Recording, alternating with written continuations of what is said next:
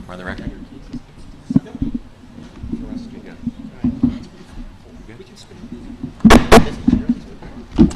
This is the June 12, 2012 Town of Fairfield Town Plan and Zoning Commission meeting. Is there a motion to come out of closed executive session? I'll make a motion, Mr. Chairman. Thank you, Mr. Kennelly. Is there a second? Thank you, Commissioner Jacobson. We are now out of closed executive session, back on the record, during which we discussed pending litigation matters.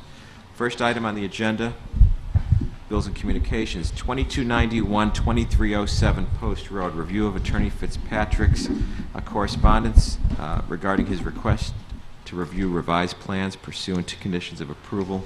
And this is the one Sasko Hill development, as you'll remember, on the corner of Sasko Hill Road and the Post Road. Correct. On April 24th of this year, this commission approved a special permit. There were two conditions relative to a revised plan. One, you wanted to see increased pedestrian access from the sidewalk to the property. They've shown that on the revised plan with two raised concrete or stamped concrete crosswalks. The other was you wanted them to examine the possibility of widening the rear driveway. There was a modest widening possible at the curve at the rear represented on the site plan. The condition was that you wanted those to be submitted to you for your review and approval. Thank you, Mr. White. You've all reviewed the plans. They show the sidewalk. They show the widened access way in the back. Are there any questions from any member of the commission? Yes, Commissioner Parker. Who's voting? I don't know that we have to vote on this because this is just our request to review the plans. If we have no questions or comments, I don't know that we need to, correct? You get the 7 regular members. It's 7 regular here in any event. So I don't know that we actually need a vote for this applicant since we've approved this. Is that correct? Well, I mean, you need to. I mean, you can give us either a sense of the body, or I think we'd prefer a motion, whether or not you think this complies with your conditions. Is there a motion then, Commissioner Wagner? I have a question. Yes. So the concrete stamp pattern sidewalk on the corner side, does that connects with another sidewalk? Yes. What you can't see, there's a gray shading. Yeah. That it's really irrelevant to what's being proposed here. That's actually an easement that the state of Connecticut wants, but underneath that gray shading, there is a sidewalk along Sasko Hill. Yep. So that walk on the left-hand side of the plan connects from the public sidewalk on Sasko Hill through to the front of the building. And likewise for the one on the Post Road frontage. So that addresses the question we had of access from that corner intersection where there were just hedges and a landscape island before. Thank you. Are there any further questions? If not, we'll entertain a motion to approve the revised plans for landscaping as presented. Commissioner Jacobs, move to approve. Is there a second? I'll second. Who said that? Commissioner Wagner. Any discussion? Hearing Commissioner Jacobs moved, Commissioner Wagner seconded. Any discussion? Hearing none, all in favor of the revised plans signify by saying aye. Aye. Aye. Opposed, abstentions. Plans are approved unanimously.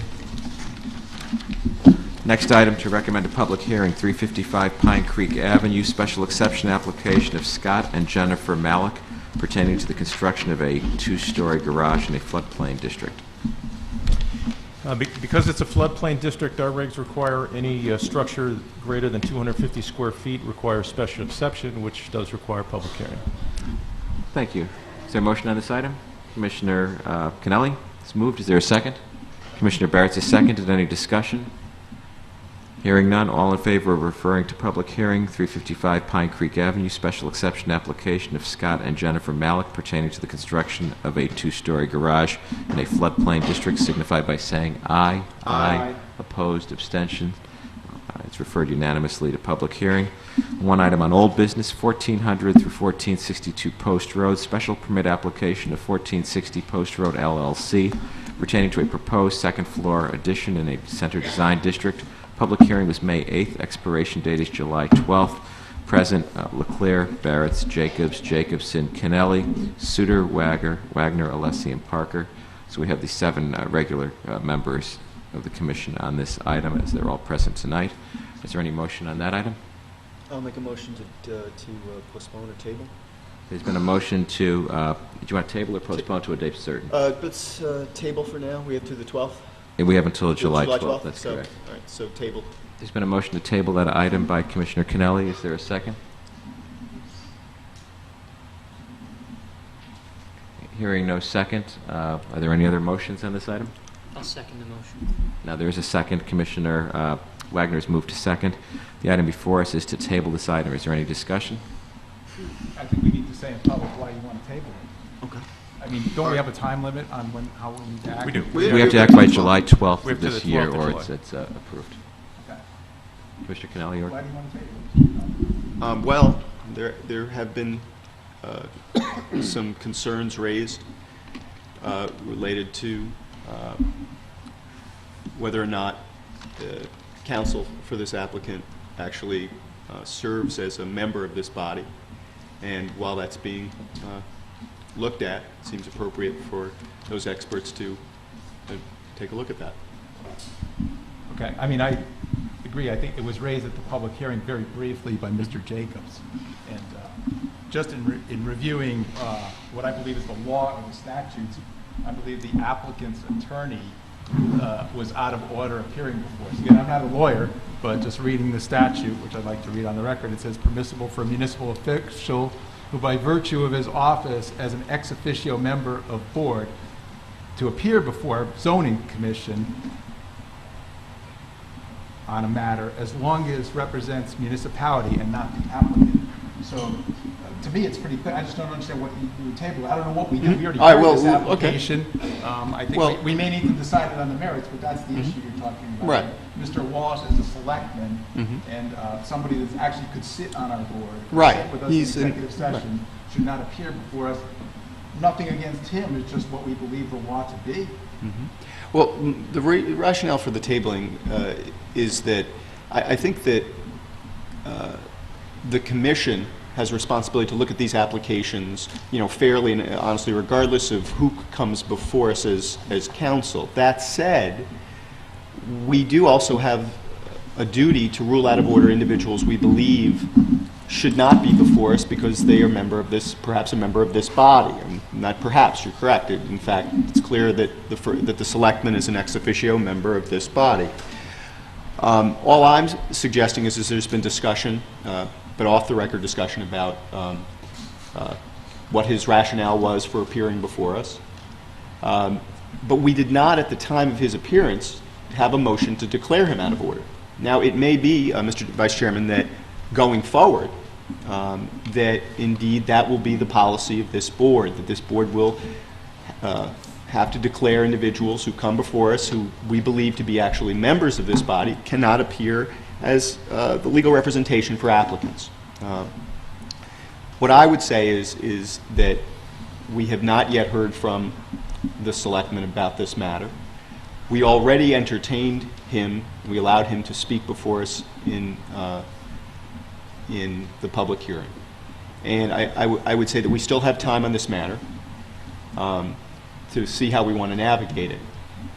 But I think an up or down vote right now, when these issues are not completely clear because we haven't aired his side of it and all, might be the wrong way to go, regardless of how we feel about the particular application or how we feel about the issue. And so I would just say to you, I think a little additional time is not going to make that much of a difference. But I don't know additional time to do what? That's it. Well, But meaning we closed a public hearing. We can't ask him questions. We can't really legally ask anybody questions or take on other information. This is an issue that was raised at the public hearing. Some research was done just in terms of our enabling statutes, which are part of any record. I mean, I think we have enough information to decide the application. I just wanted to state on record that, some commissioners had reservations with this application. I mean, if we want to table it, but there's no opportunity to ask anybody else questions other than the town attorney. I don't believe we can ask Mr. Walsh questions. I think that's really not legal to ask an applicant questions when the hearing is closed about anything. That's Well, correct. Commissioner Jacobs? Well, actually, we could ask him questions, because he's a member of this body, and he can come up and join us. look, let's be clear here. I'm not acting as somehow as Jim Walsh's flunky or something, okay? Just let's be clear before I end up getting the role of like James Mason in the verdict, okay?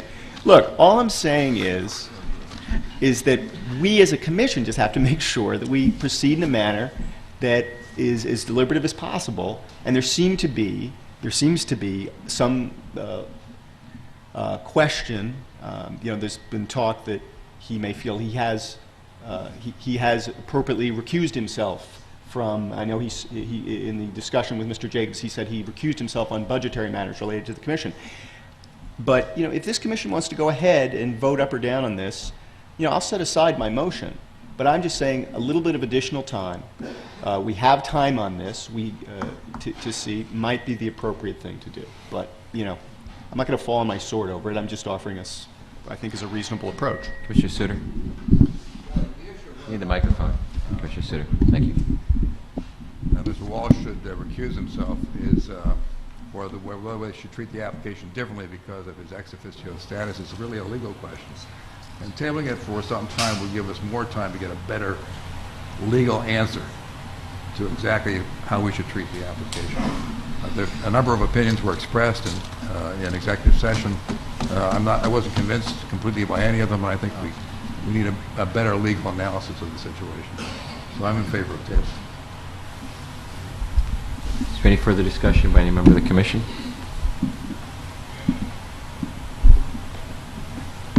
I mean, personally, I think we should proceed with the vote this evening on this one way or the other. And Okay. that's just my opinion. I think I'm in the minority. Well, but, look, I'll withdraw my motion. No, I don't. Just because I'm telling you to withdraw. No, it's not that. Look. That'll be a first. No, look, here's the thing. My only concern is going forward, it's clear that what you're saying, the Vice Chairman's saying, I completely agree with, which is it would appear that we should rule him out of order when he comes before us to try to, according to the statute.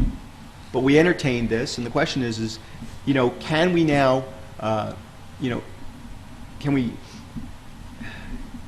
we go ahead and vote up or down on something like this? And if we felt we were okay and not unduly influenced on this one, then why would we say we'd rule him out of order in the future? And why didn't we rule him out of order the first time he appeared before us, which was this application, I guess? We didn't know. Richard raised it. Richard raised the issue last night. Right. We didn't know it. We did a little more research into some documents that should be part of any of our libraries. I don't know what to do. Well, that's why I'd like a little bit more We can time. table it, but Yeah. he's going to appear before us again. I'm concerned about approving applications that, we believe there's an out-of-order situation. I don't see how we approve those applications. All right. So maybe we get a little more clarity. Look, here's the thing. Again, I'm nervous about how much we can reveal from what we discussed in executive session. No. But I think it's important to note that if we base an approval or denial, or especially a denial, on something outside of the merits of the application, we have a problem. So all I'm saying is from my perspective, what happened last meeting. Last meeting, Commissioner Jacobs, as usual, well prepared and well researched, raised this issue, caught everybody flat-footed, including, it appeared, the Selectmen. The Selectmen quickly fired back that he recused himself on budgetary matters for the Commission. And that was enough to allow us to let him to proceed. Now, upon additional research and reflection, it's pretty clear that the Commission is headed towards a direction of saying that he's out of order when he appears. Before we vote up or down on this, it seems to me we should at least make sure we've heard all sides. Here again, as Commissioner Suter said, hear out a little bit more regarding the legal opinions and go from there. But by not moving ahead tonight does not mean we won't necessarily look to rule a member of our own commission out of order in the future. But we already heard this testimony that was presented, this application that was presented by this individual, So I'd give it a little more time. But Commissioner Jacobson? I think we have to rule tonight on the merits of the application, up or down. I think we've heard it. The public hearing is closed. I think we need to discuss in the future what we're going to do about other applications. But right now, I would not be in favor of tabling the application. Okay, so let me make sure I understand, though. What you're saying is there's on this commission there is hesitancy about the issue of whether or not a member of our commission can present applications before us legally as counsel. But we're going to vote up or down on an application because we really didn't fully know what we were doing the last time. You know, how can our approval, without a clear opinion, a clear some sort of advisement, either from the town attorney or for deputy or whatever, how can we move forward? I just don't see. But, Commissioner Jacobson. but what are we going to do? Have them re-present the whole application? We can't do that. Can't do that. I mean, the public hearing's been closed, and we have the facts, and we have to make a decision. We didn't say anything at the time, but I think in the future we have the right to say, you know, this is not appropriate. But I think we should rule on this application. And I said that the toothpaste is out of the tube here. You know, we're not getting it back in. To use one of your analogies. Yeah, well, yeah. So You many. know, what we do on a But, future application is a different Okay, issue yeah, which we look, can address look, before the yeah, tube yeah. is open. But at this point, that's the dilemma this commission is wrestling with You know, from what I'm hearing you say right now, No, my colleagues. I'm a little hesitant to weigh in here. I do think that tabling the matter for tonight to give us time to reflect on the situation is the most appropriate thing to do. You know, if on reflection it does appear that there is a conflict, then it is a possibility that the applicant can come back with new counsel and a new application, and we could hear it again and pass on it at that time. So, to the point, the toothpaste doesn't necessarily have to be out of the tube. And I don't know that I'm prepared tonight to make a judgment on that. So I would suggest that we table this for this evening. Is there any further discussion by any member of the commission? Commissioner Barretts? I'll just say, while we're getting the toothpaste out of the tube, I just point out, I mean, just in terms of a legal matter or practical matter, this selectman appointed Mr. Alessi and Mr. Wagner to this committee, or to their current position. They were later elected on their own merits by the voters. And he spoke as recently in the minutes in May at a selectman meeting about a replacement for Mr. Valera, who resigned. So, I mean, it's not a question of budget or anything like that. He appoints members of the commission. Clearly, and we had the other two selectmen sit with us last time as ex officio members, so we see what that is. I just want to put that on the record of what they do and what they have the power to do. All I'm I- thinking is, I guess I'm okay with tabling it unless, you know, somebody persuades me otherwise, so that the other commissioners could properly reflect on it. I just want to make sure while we're talking about this particular issue, we get everything on the record. Thank you, Commissioner Jacobs. And thank you. Commissioner Wagner, please. Now? Yes. So my point is that by deferring our consideration on the merits of the application, if in fact it should be withdrawn and represented with different representation, that we're actually doing the right thing by tabling the matter and allowing that process to happen.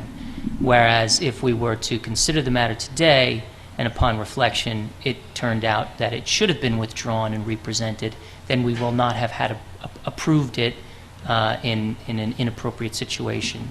And so I do believe that tabling the matter for this evening, given the timeline and the ability for us to do that, is the appropriate thing to do. Commissioner Jacobs. While you're reflecting, you should reflect on Section 8-11 of state statute. You also might want to look at the minutes of the Board of Selectmen meetings. March 14th, 2011, Mr. Walsh did not recuse himself on the review of the TP&Z budget. May 4th, he was in Board of Selectmen meeting. He was giving direction to the town attorney about a TP&Z appeal. So the Board of Selectmen has a lot of control over TP&Z matters. I don't think there's a question as to how much control he has over these matters, but if you read back into the Board of Selectmen minutes themselves, you'll see the amount of control they have over this board. And the 8-11 was not known as of our last meeting, and that is a state statute, so this seems to be a violation of a state statute. Commissioner Canali. Look, here, two things. First, we're not going to materially I'm sorry. Look, I would say this. First, generally speaking, Pat, generally speaking, when we have commissioners, or enough commissioners, who have a concern regarding an issue, whatever it might be, generally it has been the sense of the body that we've allowed, the majority has gone along with those commissioners to allow them more time. I am in complete accord with the Vice Chairman and with Commissioner Jacobs regarding the now clear-cut evidence that, yes, I don't believe that that Selectman Walsh should be, he's a member of our body, he shouldn't be presenting. That's what they presented, I'm in agreement with. And so we're going to move forward on that issue. There's no doubt about it. But what I am saying is this at least gives us an opportunity with some additional time, hopefully an elegant or more elegant or way for this all to be worked out. Perhaps the Selectman felt he was in his rights and still may feel he's in his rights to come before us to present applications as legal counsel. He's going to have to consider those matters. And he pushed ahead. But this commission, when he came before us, took at first blush, took his rationale, which was he didn't vote, he said, on budget matters for the TPZ, as enough to allow him to present. So I would say for all of us to hopefully maintain face, a little additional time would be appropriate, and maybe we can work this out in a manner that can work out for the applicant and all concerned. So I would just ask you, let's not spend too much more time, and let's table this and move on. We can come back to it. Commissioner Jacobson? Okay, I'll do a mulligan. I will support a tabling for support of our other commissioners to give us more time. Thank you, Commissioner Kennelly. I hear what you're saying, and the toothpaste out of the tube. Let me be clear. I cannot rule anyone out of order on this application because we started. That's Right. the part of the analogy. If there's a second application coming, someone were to make a motion, all motions are fair game. We'd have to get advice of counsel perhaps and make a decision on that. But on this one, the presentation occurred, so we really have to vote on this on the merits. And if you want a little more time, we don't have that much more time. We have to make a decision, and I'll give you that. But we can't undo what's happened here, and we have to make a decision at that point. Commissioner Wagner? No, I've said my piece. I believe that the appropriate thing to do here is to table this matter. We have the time to do it. Is there any further discussion on this item? There is a motion to table. It's been made, duly seconded. Hearing none, all in favor of tabling this application, 1460 Post Road special permit application of 1460 Post Road LLC pertaining to a proposed second floor addition in a center design district, signify by saying aye. Aye. Aye. Opposed, abstentions. The item remains, or is laid on the table. Next item, compliance, 42 Miller Street, application of Hal Rappaport for a sign plan in a center design district. This material you got with your last agenda, we didn't get to it. It's a 30-inch by 36-inch wide sign. They're asking for a couple of exceptions because the building is only 10 feet from the street. They're asking for a 5-foot setback. They're not proposing any wall signs on this building. It's kind of pedestrian in scale, so there is a provision in your sign regulations that allows you to have a sign less, with the 2/3 vote of this commission, less than 10 feet from the street, with less than 9-inch high letters.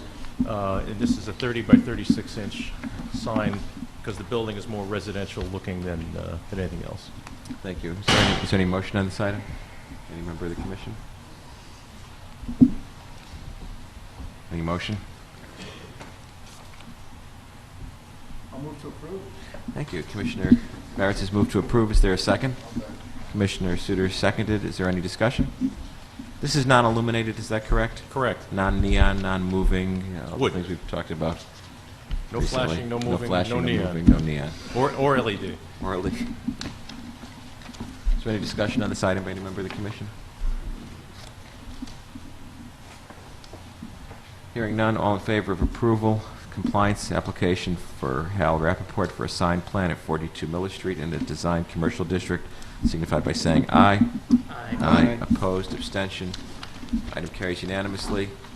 We're now going to reconfigure the microphones. We need about 30 seconds to start the public hearing. For the public, we have 3 items on public hearing. 1550 North Benson Road, re-subdivision application of Sarah Camerata for 2 lots in an A zone. That was begun May 22nd. And the second 2 items are for the same parcel, zoning regulation amendment, application of James and Brian Sakonchik, proposing a new Section 7.0 regulations for homelands, opportunity district, and to amend Section 5.1, making reference to the proposed new Section 7.0 and 206 and 214 Homeland Street zone change application of James and Brian Sekonchik to establish a Homelands Opportunity District on land presently zoned Residence A. So we'll start in 1 minute here as soon as we get the microphones reconfigured. It's in an A zone. This was begun on May 22nd, 2012. Attorney Gelderman presented at that time. An issue was raised by some members of the public concerning notice of the hearing. Apparently, notice was sent out as is required by statute, but the property, a certain property adjacent thereto, had been sold, and the change did not catch up with the appropriate land records. It was sent to the address that the assessor had. However, that did not, I believe, reflect, we were told, the deed history of the parcel. So, Attorney Gelderman, if you wanted to, where you left off, I guess. Mr. Chairman, thank you. Members of the Commission, for the record, Pete Gelderman. I'm an attorney in Fairfield. My office is at One Post Road. Basically presented all the information we needed to at the last hearing on the 22nd, so I'm not going to read any of that. I don't know if the individuals who asked for this to be continued have anything to add, and then if they do, of course, I'll rebut. Just for the record,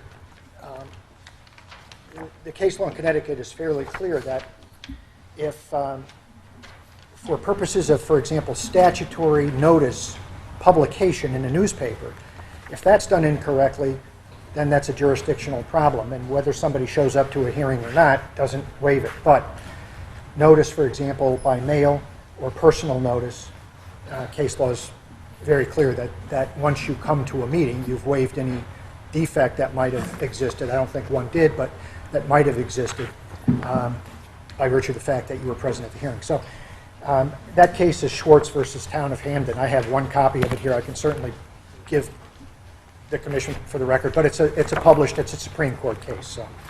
Thank you, Attorney Gelderman. Is there any member of the public who wishes to comment on this application, 1550 North Benson Road?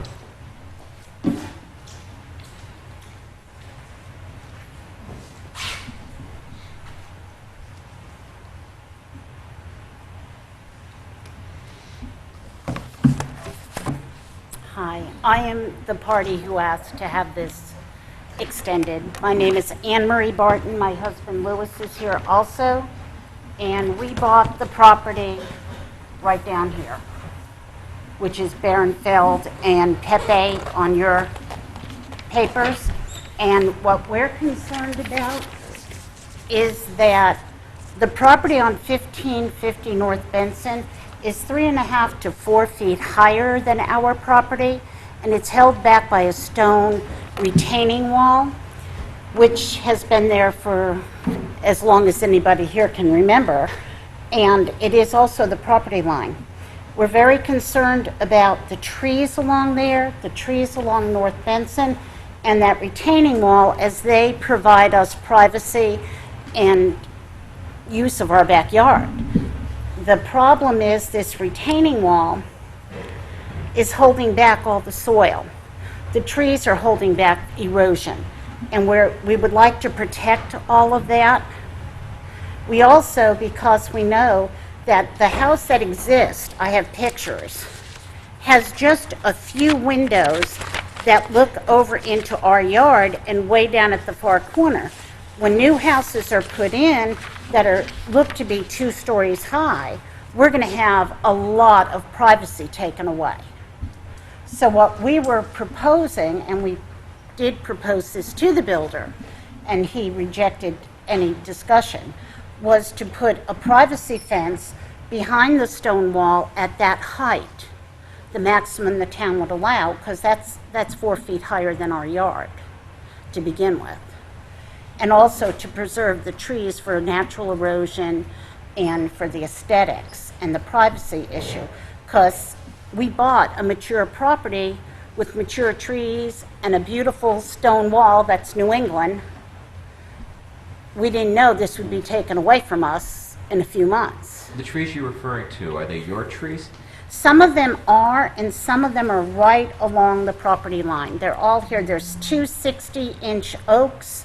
There's like a 16-inch sycamore, some tulip trees. 60. 60-inch oaks. Are those on your property? Those are large trees. Are they 60? One is definitely on our property, one is right on the line.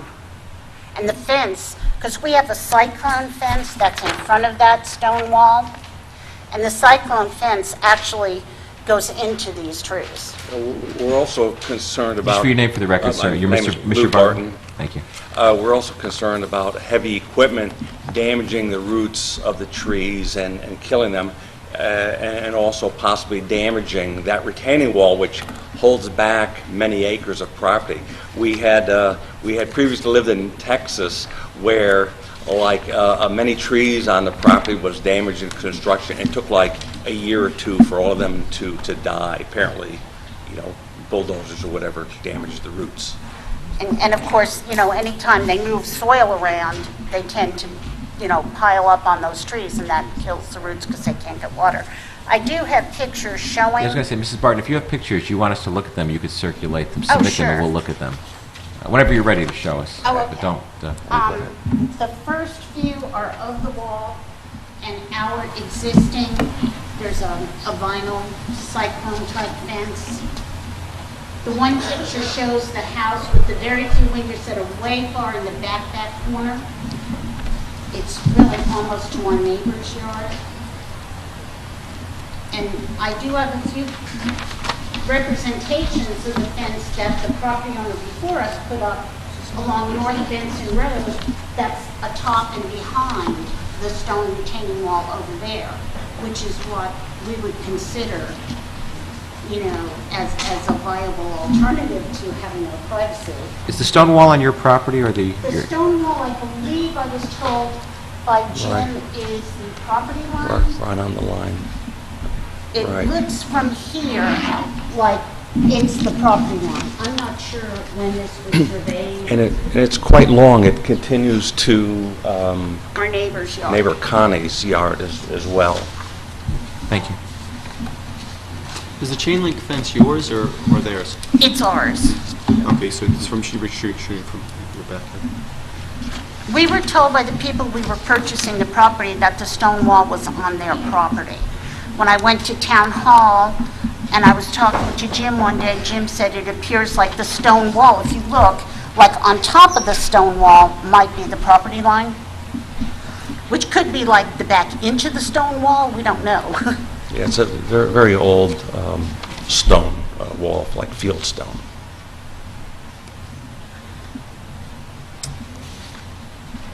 Anything else, or? Okay. Thank you. All right, that's it.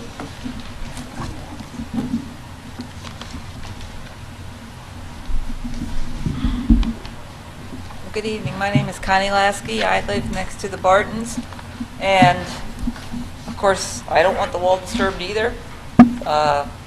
It keeps runoff from coming into my backyard, and because of the way the pitch of the land is, it all be running down into my backyard. They're speaking of, on plans, putting a berm along the lower edge of the second house. I believe it's lot 89C. I want to know if it's possible to extend that berm about 25 feet and come up to elevation 163 instead of elevation 161. Extend it to the west, you're saying? Towards Yes, North Benson yes, you're Road? going to come back up a little bit further.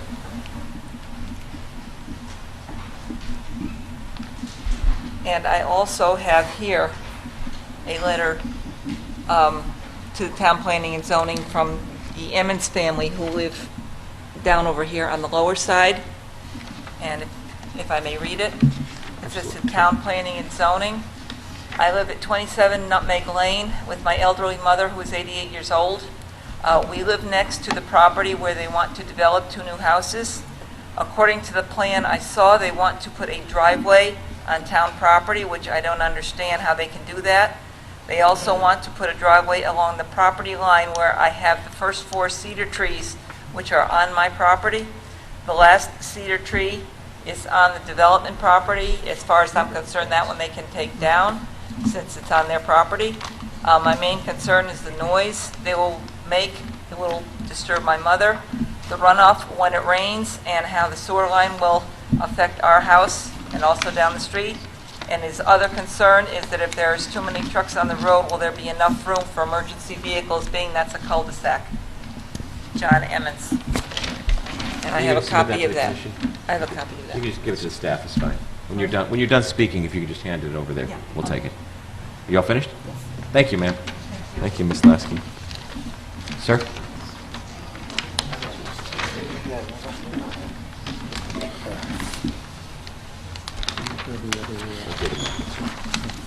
Hi, my name is Greg O'Sullivan. I live at 1590 North Benson Road, which is right next to the property that's going to be developed. And although I'm not against the subdivision per se for 2 lots, I am against the driveway access from the front portion of that property onto Nutmeg Lane. According to town definitions of a cul-de-sac, it's a street closed at one end, which will not be extended in the future. So technically, Nutmeg ends where it ends right now, and paper Nutmeg is not a road. And I just had pictures of the existing, the land there right now that is the paper Nutmeg, but, over the years, it's been, filled in, and with permission of the town, it's been, beautified and maintained by the former owner of that property and myself. And it represents a buffer zone for not only visual but sound for the people that do live on Nutmeg from the traffic on North Benson. And the only thing I can say to that is if they allow the driveway to go out, the second driveway to go out there, then to me, that seems to be like private use of public land. And if that's the case, then I myself, abutting also to that, should be able to redirect my driveway down into North Benson too. But I think the only reason that they're doing it is because of the desirability to build a house on North Benson. I mean, to have a driveway access on Nutmeg Lane because of the, it's more marketable and probably could get, more money for it. But from the street level, standing on Nutmeg, looking up into the existing grade of the paper road there, the elevation is roughly 6 to 8 feet from that point, but Nutmeg does course down quite a bit even to Larkspur, and I'm just sure that the water that's going to be coursing down this new driveway is going to create a problem not only with runoff, with when it freezes in the wintertime, running down and then freezing at night, causing a possible hazard. Also, right now, the town pushes the snow that's in Nutmeg, they push it up against that back end of that cul-de-sac where that driveway is proposed to be. And if they put the driveway there, there's really no place, to pile the snow. And also, they're going to require the removal of a lot of mature trees, which have been there, for quite a long time. And there's some, large rock outcroppings that have, that are there, that exist there. And the only objection I had to that was going back when we had our discussion about the other subdivision on the other side of me, was that, when I wanted to do something with those trees, I was adamantly told that they couldn't be touched, they couldn't be cleaned out, they couldn't be anything. They had to be left there just the way they were. And so I just, I'm not in favor of, cutting the trees down, or reducing the sound and the visual buffer, to the residents of Nutmeg Lane. And as far as the existing driveway on North Benson, it's a very level driveway. There's plenty of room there for a turnaround. They don't have to back out onto North Benson. That driveway has been there for over 50 years. The sight line at the end of the driveway, looking both ways, up and down the street, are perfect. The only thing they would have to do is probably trim some of the bushes back that have been left to grow over, through the course of the last 30 years. Let's see what else. I don't know, I just think that, it would be beneficial to both, the neighbors and the residents of Nutmeg that, one driveway only, the other driveway to be, continued to be on North Benson Road, where it's existed for the last, like I said, probably 50 years. And, I just remember at the last meeting, Mr. Jacobs had said that he had concerns about the long-term impact, that the decisions that your board makes concerning these subdivisions, what the long-term impact in the future is. And I'm just thinking that if this is just allowed, to go through just the way it is, that, there is going to be some long-term impact against the, against the people that already live there, the quality of life, the property values, and also the, the potential hazard. There'll be much more traffic with the extra driveway going on onto Nutmeg Lane. There are kids that, play there. There was a basketball hoop there at one time, but it was taken down. But there are a lot of little kids that on just that short end of Nutmeg, that ride bikes in the circle and stuff like that. So I just contend that right now, by putting that driveway on this paper Nutmeg, I contend that it is private use of public land, and it should not be allowed. And that Nutmeg Lane right now ends at the end of that cul-de-sac. So this is really not a road that, the town should not allow all the green space in town to be paved over, which seems like what they're doing a lot lately. So I just request that, that they really give serious thought to approving that second driveway there. Then I just have a letter from another resident, very short, very brief, that she would like me to read to the board. And it's to the Fairfield Plan and Zoning Commission from Jeff and Kimberly Ruggiero, owners of 30 Nutmeg Lane. As property owners on Nutmeg Lane, we oppose the two-house subdivision plan for the following reasons. The driveway of one of the homes cuts through town property. This is property that we were led to believe was not available for sale or private use. Adding another driveway to the cul-de-sac in addition to the one proposed may create more water runoff problems as well as create snow removal issues. An extra driveway on Nutmeg Lane will increase traffic in the cul-de-sac and decrease safety. Based on the proposed layout and the reasons listed above, it seems that the driveway of the first house should face North Benson Road. Thank you for your consideration. And I'll just give you... Mr. O'Sullivan, if you can give that to the staff when you're done as well, we'll put that into the record. Okay. Thank you. Thank you, Mr. O'Sullivan. Is there anyone else who wishes to comment, a member of the public, on 1550 North Benson Road? Seeing none, Mr. Gelderman?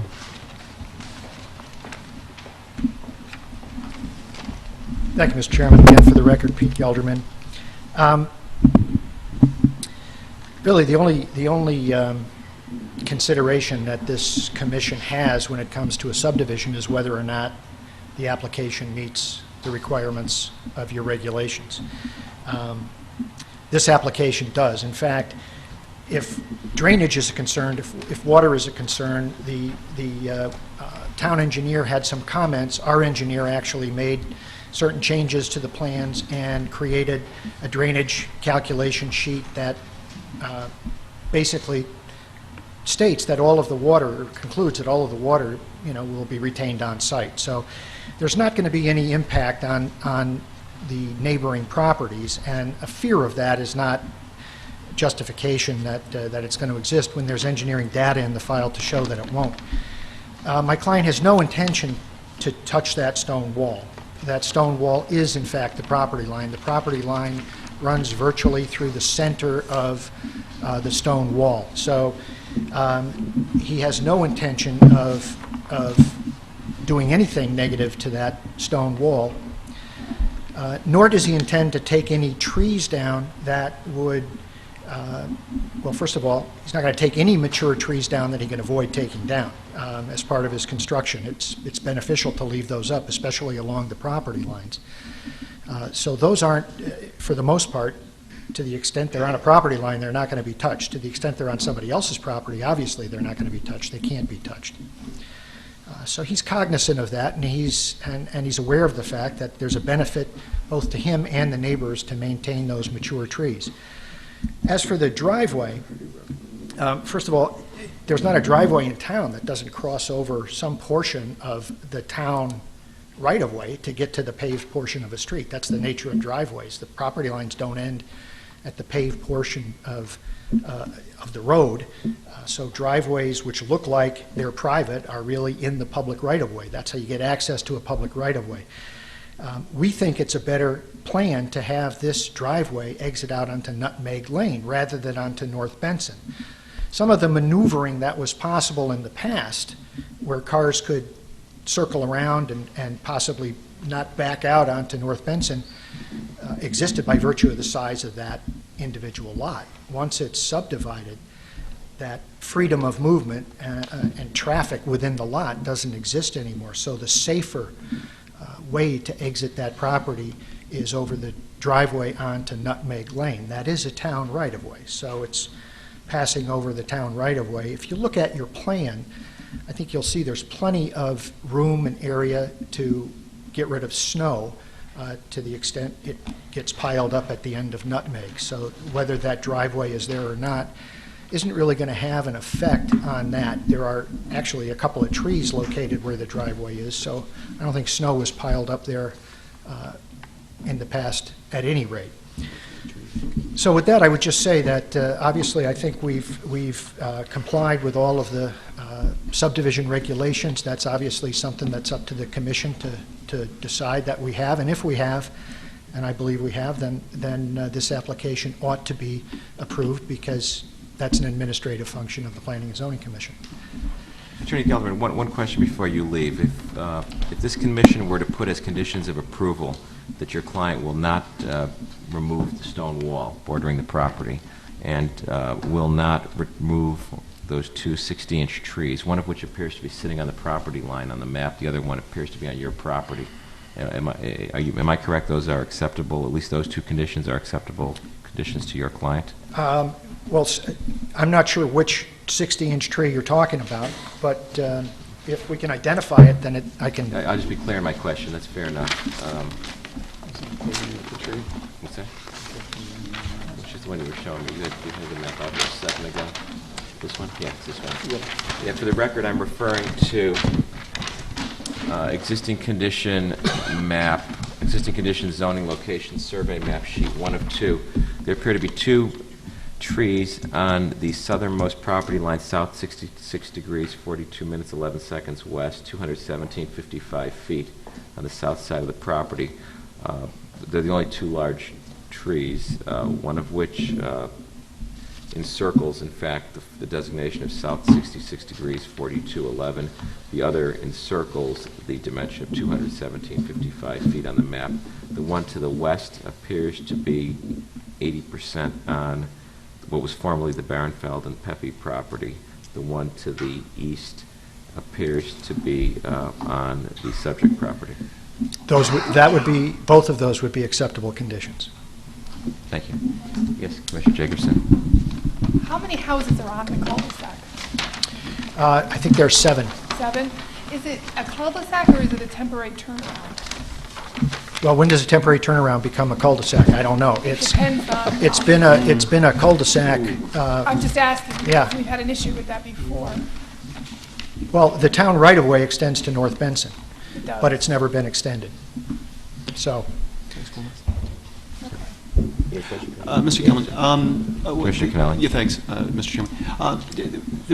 What was your client's resistance to perhaps some sort of privacy screening to help kind of with the neighbors' concerns directly behind the properties? I mean, I'm not saying that you had to completely meet their demands, but what were the concerns related to trying to meet them some halfway, perhaps, in terms of improving the privacy between the two? well, I don't know what halfway there is, Okay. but I think, you know, the resistance is more philosophical than anything else. If the neighbors would like to have a fence on the wall, we have no objection to that. I'm not sure that just because we own the property on one side of it, that it ought to be our responsibility. Those fences, they're not cheap. I mean, you know, and just because somebody's developing property doesn't mean that they have, you know, a an deeper obligation pocket. to an Well, not obligation only- to try to make it more reasonable to the Certainly- surrounding neighbors. Well, certainly not an obligation, Yeah. but even as deep a moral obligation, let's say, as opposed to a legal obligation. I'm just asking. No, the answer is no. I'm a lawyer. You're talking to me about morals? But the point is, but the point is, you're saying is you have no objection to something being constructed there to help with privacy, but you don't feel you should have to foot the bill. Your client should have to foot the bill. Exactly, Okay. especially when it's put to us as, if you don't want us to oppose this, then do that. And you know, you can call that what you want, but it doesn't feel very good. Thank you. There being no further questions, thank you, Attorney Gelderman. This welcome. closes the public hearing, 1550 North Benson Road. We have 2 items remaining on public hearing, which we began several weeks ago. We began May 22nd, 2012 at the last meeting. Zoning regulation amendment application of James and Brian Sekonchik proposing a new Section 7.0 regulations for Homelands Opportunity District and to amend Section 5.1, making reference to the proposed new Section 7.0, and 206 and 214 Homeland Street zone change application of James and Brian Sakonchik to establish a Homelands Opportunity District on land presently zoned Residence A. We began both of these. We heard from the applicant. We're now in the middle of public hearing. We will continue with the public hearing. In a minute, I'll invite members of the public to come up if you have not already spoken. For the record, we did receive a number of additional emails, which are part of the record. They're being treated as part of the record. The Commission has those. So again, first, though, before we go to the public, and I'll go over those ground rules in a second, the staff, I believe Mr. Wendt has some additional information to present to the Commission for the record on this matter. Mr. Wendt? Yeah, because you also had to sign this last one.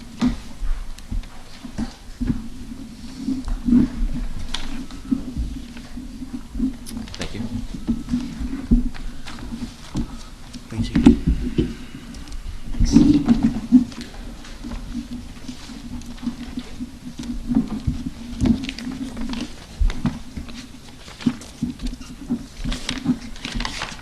Thank you, Mr. Chairman. For the record, my name is Jim Wendt. I'm your Assistant Planning Director.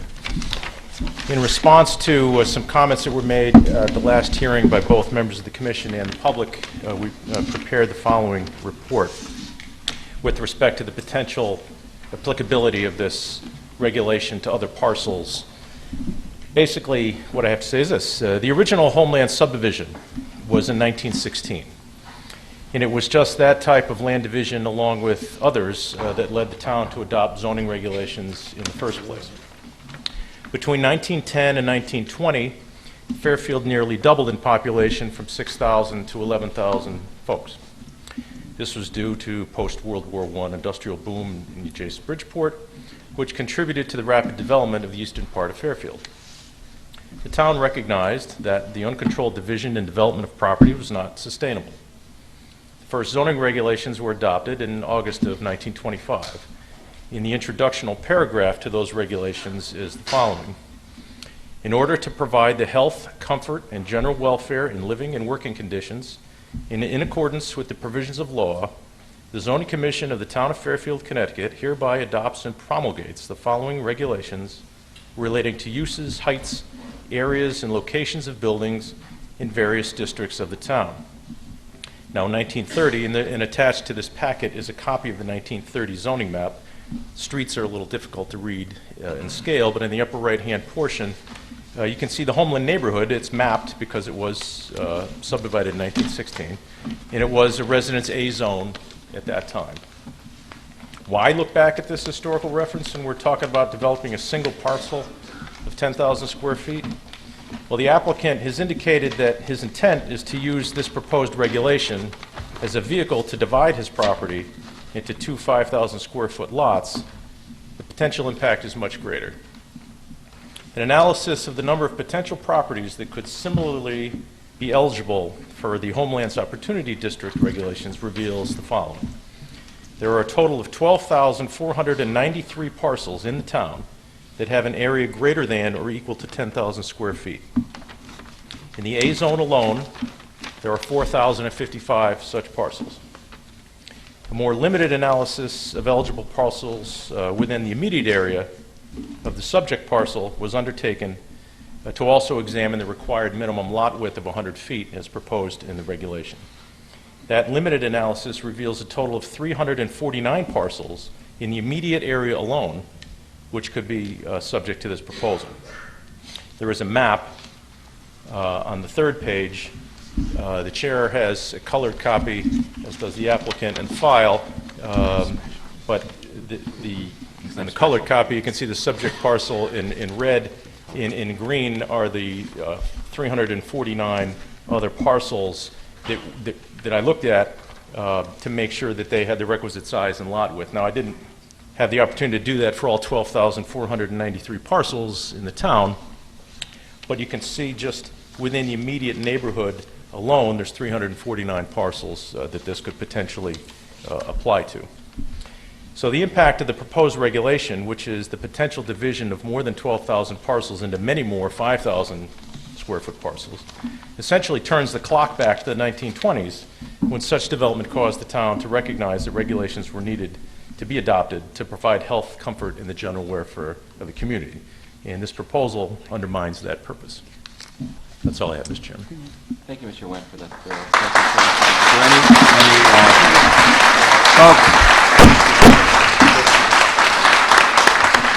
just hold your applause. We want to try to get through with this. That's just eating up time. Now that you went all the way back there, I had questions for you. But don't get up yet. Thank you, Mr. Wendt, for that thorough presentation. Does any member of the commission have any questions of Mr. Wendt on the presentation or the mapping at all? So I guess you do have to. Yes, Commissioner Barrett. Item grab a shaded mic. on the map of the 349 parcel, is that I have the non-colored. Can't hear you. The green ones? Yes, on the black and white copies, the darker parcels are the 349 parcels. And I think you all have a red dot on your black and white copies, which is a subject parcel. Could you just explain the 349 parcels again, just for me, just to, like, why are some chosen but not others? Like, there's some bigger parcels that you didn't select over smaller ones. I could just look at some numbers. So why did you pick those 349? Sorry, I didn't catch it. That's okay.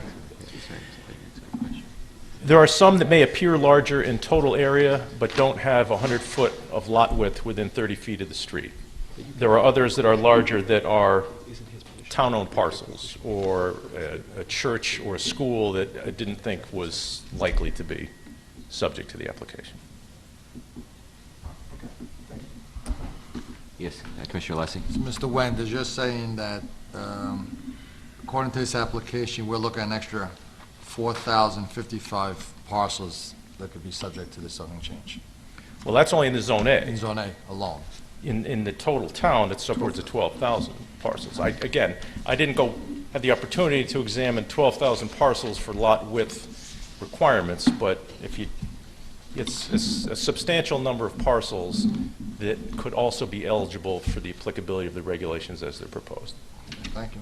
Thank you. Which would they? Is there any further questions of Mr. Wendt by the commission? Yeah, right. Yes, Commissioner Steiner.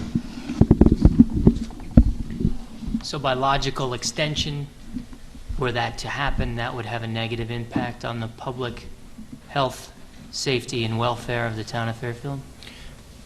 Correct. Why I included in the packet that preamble language of the 1925 regulations is the purpose for which they were adopted in the first place, and to now go back to essentially that size parcel goes back to the ultimate purpose for which the regulations were adopted in the first place. Yes. And the reason they were adopted was because there was a problem, that there was a negative impact on the health, safety, and welfare of the population of the town. Yes, the concern that the regulations state is if the town were to continue at the development, the Homelands subdivision being an example of one, while it is an existing subdivision, if the entire town were developed at that scale, it would be a difficult situation, yes. Thank you.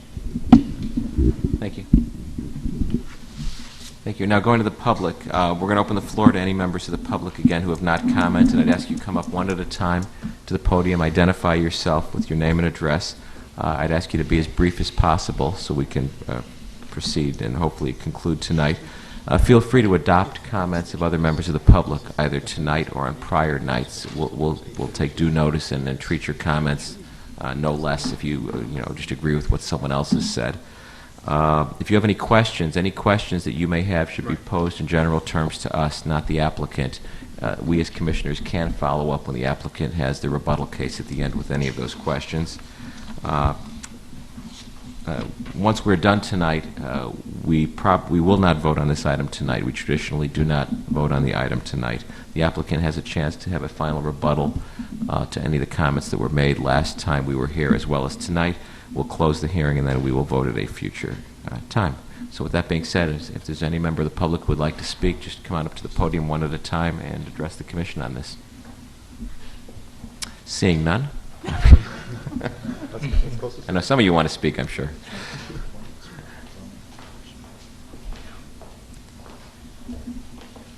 And again, just the folks who have not spoken in the past, we recognize, we made copious notes, and we have the tapes from the prior meetings, so we're just doing people that have not spoken. Sir. Mr. Chairman, Commissioners, thank you for your time. Frank Chaplinsky, 1189 Merritt Street. I think at the last meeting, everybody kind of mentioned the time that they've been in town, so I'll do the same. My family's been here for over 100 years. Our fourth generation is going through the school system now. There's been a lot of discussion around the safety issues. I'm not going to belabor that point. There are a lot of children in the area. There are a lot of cars that are parked on the street, and I'm very concerned myself when I'm driving around that an accident could occur. It's not uncommon, to have children run out while they're playing, and that is a very big concern. Another concern of mine is as a sitting commissioner in the town on the WPCA, my personal feeling is that a commission should do what's best for the town and not for an individual. Hearing the report that we heard tonight, I would recommend that the applicant be denied because by his own admission, this is for his own personal benefit, to get around the zoning waiver process. I think to go in and change a regulation rather than going through the ZBA approval is the wrong way to go. So I would recommend denial. Thank you. Thank you, Mr. Chaplinsky. Is there any other member of the public who wishes to speak? And Mr. Butterfield, before you come all the way up here, you spoke last time, as I recall. Well, I started, but You weren't done? cut off at the end. No? Yes, you did. I'll give you a little bit of latitude, but don't repeat. As long as you don't repeat, we made copious notes of the bus access and all those issues. If you have something else, I know we did. You did run out of time. I want you to think that I was okay with being cut off, but that was just... If you want to, if there were points you didn't make, I'll let you briefly make them now. But just as long as we don't do the whole presentation. We made notes about that. I couldn't read it anyway, and I couldn't see you guys, so this will have to suffice to just try and speak. But first of all, Again, for the record, you are Mr. Butterfield. Yeah, Mr. Butterfield from Toilsome. Thank you. And first of all, I just want to thank all of you for the way you've conducted the hearing. I'm really very impressed. I think that the way you've been asking the questions and trying to be fair to this fellow who's trying to build up the property, but also trying to do the right thing. I just want to extend my appreciation to you. And then I just wanted to comment on the merger doctrine and the spot zoning issues that were brought up last time, that I agree with them. And then as to the health and safety issue, I just wanted to circle back around to some of the comments that were made last time by Commissioner Alessi, which I thought was right on the mark of at least 10,000 people. And it sounds to me like we could be talking about maybe 20,000 more people in the town. And I think from a health and safety perspective, it's hard to imagine what 20,000 or 10,000 maybe new cars on the streets would look like. The town is already congested, and I think that would be so clearly over the top of what the town is capable of doing. And I think that circles around to kind of the approach that I see you guys trying to follow here, is that the regs have been promulgated to help the town develop responsibly.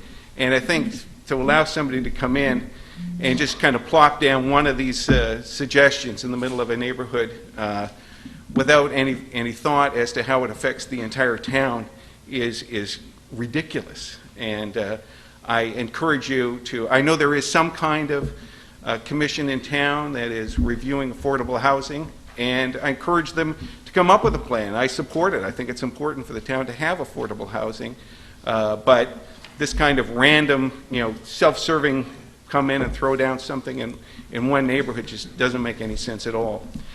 And kind of on that note, which I was trying to get at towards the end of what I was saying last time, is that these developers that are coming into town we need to be careful about what we accept from them. I thought his entire presentation last time was playing word games with us. He claimed to be here as in his corporate capacity rather than in his individual capacity. Why do something like that? It's weird. And I also, I'm having visual issues, so I wasn't able to really look at the issues involved here. But to me, it seems unbelievable that a seller could convey a piece of property to a buyer where there was an extension of a building from his neighbor into that lot, and that would not violate the warranties that went with that deed.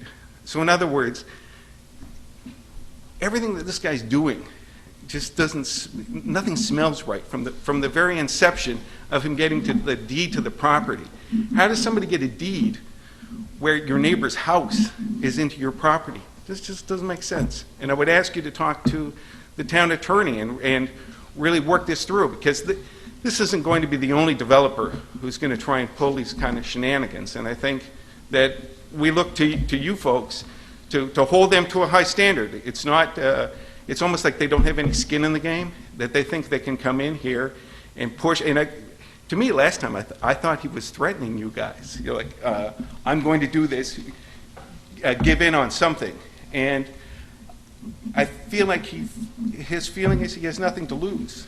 And I think that you folks have the ability to require more of these developers to come in than just to push the town around.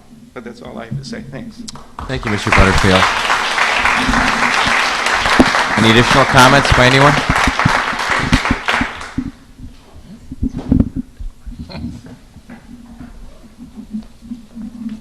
Good evening, Commissioners. Thanks for hearing us out. My name is Nick Novia. I live at 111 Farmington. That's exactly 1 block up the hill from the proposed structure. And I have a large lot, as my neighbor across the street on Homeland has a large lot. And all the lots down below me are large lots. They're all quarter acres, quarter acres. The split quarter acres, the 50 by 100s, start below 214 and 206. And there are a few of them. But as Mr. Wendt pointed out, I'm part of the 99% with the 349 that can split 3 ways if it goes that way. That's not the reason I moved to that section of town. So I want to speak to the health of my children. I have a 6-year-old and a 3-year-old. My 6-year-old just started, they took the training wheels off last summer, and there are an abundance of first graders, kindergarten kids, and second graders that are all at that level with the bicycles. My 3-year-old is just leaving the tricycle, and now he's moving to a 2-wheeler with training wheels, as are an abundance of young kids in the neighborhood. One thing you don't realize until you get on a bicycle is Fairfield is hilly. You don't go anywhere but down and back up. We live up, I believe the elevation of the proposed property is 158 feet. I think I'm probably about 198, closer to 200. It's that much of a hill, going all the way up to Alberta Street, 2 blocks. So when these kids get on their bikes, they're going level until they're confident, then they're attacking that hill. That's what they want to do. That's a nerve-wracking proposition for a parent to watch those kids go down that hill right at that intersection where really there's a stop sign, but hardly anyone uses it. And you've heard of all the other kids that are there before. So my issue for as far as health of the neighborhood and the children, I don't think that Mr. Sekonchik really has that in mind when he tried to convince you how vested he was in Fairfield. My point is he is not vested as far as that goes. The way the plans go, it's a beautiful looking house. I'm not against building. We need the tax. We need the grand list in Fairfield. But as Mr. Wendt so eloquently pointed out, this is a neighborhood, the whole southwestern section of Stratfield was built housing, which was pretty much entry level, and it's pretty much still the same way. So there are 50 by 100 lots, but the zoning chose to change that many years ago, and for good reason, and he went over those. Mr. Sekonchik says he's going to keep it in the flavor of the neighborhood, which really it isn't. The flavor is 9375. That's what it is now. And so he has a big, beautiful house. I don't have any problems with the home, but now the driveway, to fit it into that lot, the driveway is right on the stop sign. So that's problematic right there. So I don't think he's vested in that area of the house either, the way he squeezed the plans in there.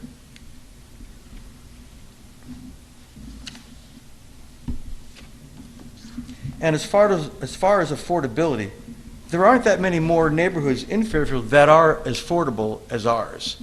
And I'm a realtor. I've been a realtor for 10 years, and I did a little research over the last couple of weeks, and I came up with 66 properties in Fairfield that sold for $300,000 or less, lots bigger and smaller. The cheapest one at $90,000. These are all single-family homes. So anyone who really needs an affordability would probably move to a neighborhood where it's harder to get into. I'll give this to the commission to take a look at it. I also ran rentals for the last 6 months. And if I'm not mistaken, with an affordable unit that's minimum construction required, I'm sure, 500 square feet, you're eligible probably up to an $1,100 stipend from the government somehow for a rent of that nature. So I did a research query of all rentals in the last 6 months that were above 500 square feet, which that unit was proposed to be, to 1,100 square feet. And I came up with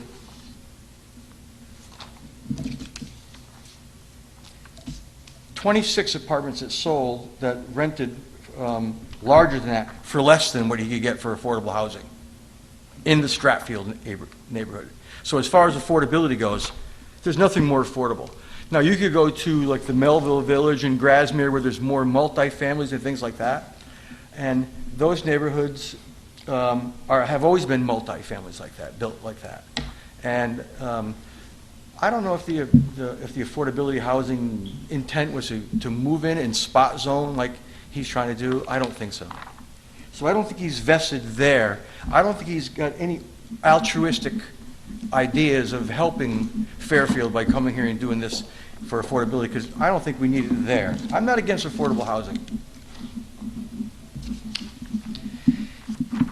As far as it being also like the neighbors, this house is going to be much different. I had a chance to go over the plans, and looking at the distance to the property lines, the existing building, not even including the porch, the existing building without the porch to the new building with the overhang, with the 2-foot cantilever on second floor, there's a difference of 12 feet 8 inches. I went down and I measured every single lot on the streets all around there. No one's less than 14. One house down at the bottom of Homeland has a little bow window that they put in that's less than 14 feet. No one's less than 13 on the whole street. That's dangerous. That's not a lot of room between homes. So I also want to talk about fire safety. I'm a retired captain from Bridgeport Fire Department. I've been to many, many fires in Bridgeport where 3 families are built 6 feet apart and 5 feet apart and 8 feet apart. And you look at a building, the front's A, B, C, D going around. Most of the fires that I go to that are any kind of free burning flames, Franken, okay, that too, because he's also a firefighter in Fairfield. You're looking at the exposures on the D side of the house on the left and the B side of the house on the right. It's very hard to stop that. So as far as safety goes, I don't think it's safe as a fire code. Now the fire code does not address that, but the building department and the International Residency Code, the IRC, and the state code addresses, as well as zoning, setbacks. And I know from the lot line with that cantilever, you're talking 5 feet 8 inches. I do believe I talked to someone in the building department, and they were advising me today that there are some beach properties that were within 5 feet less, just to the property line. They were made to sprinkler the building and put non-combustible exterior walls just to keep from extension of fire like that. So I'm not saying he could be made to do that, but it's not proper planning. It's not really, it's not vested in Fairfield, building a property like that. So I had the opportunity to watch it on television. I recorded it and I listened to Mr. Sekonchik talk about his lot, and the message I got was I, me. My lot, I'm going to do this. I think I'm going to do this. He talked about being vested. I don't think he's vested. I think he wants to be invested. And I think that, I think you have our best interests at heart. I think that's the message that we're getting. I know the residents really have their best interests. They're not against new homes because they like to see the grand list and the taxes go down if possible. But I think Mr. Sekanchik, he should change the name of this new regulation from Homelands Opportunity District to the Sekanchik Opportunity District. Thank you very much. Thank you, Mr. Novia.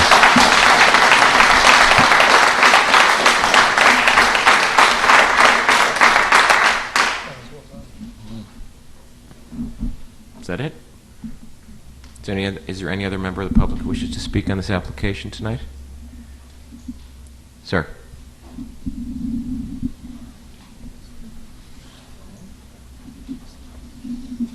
Hi, everyone.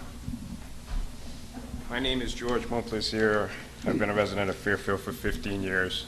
I live at 72 Alberta Street, and I'm just asking, I'm a taxpayer and a voter, and I'm asking the board to reject the A-zone application. Thank you. That's it. Thank you, sir.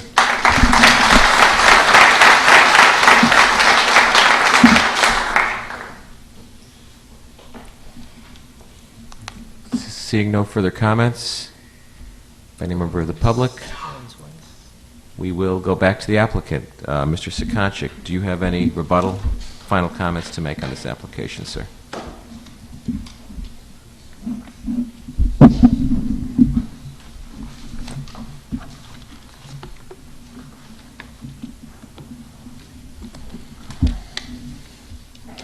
For the record, my name is Jim Sekanchik.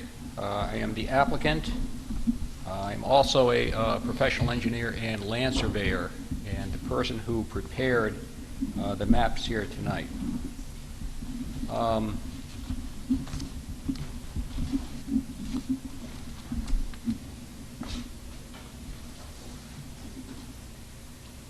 I would like to discuss the issue of fire safety brought up. And the Commission, of course, knows that they have the zoning regulations, and they have, in the town, before you build a house, building code regulations and fire code regulations. And these houses will be built according to all of the applicable building and fire codes in total conformance with their requirements.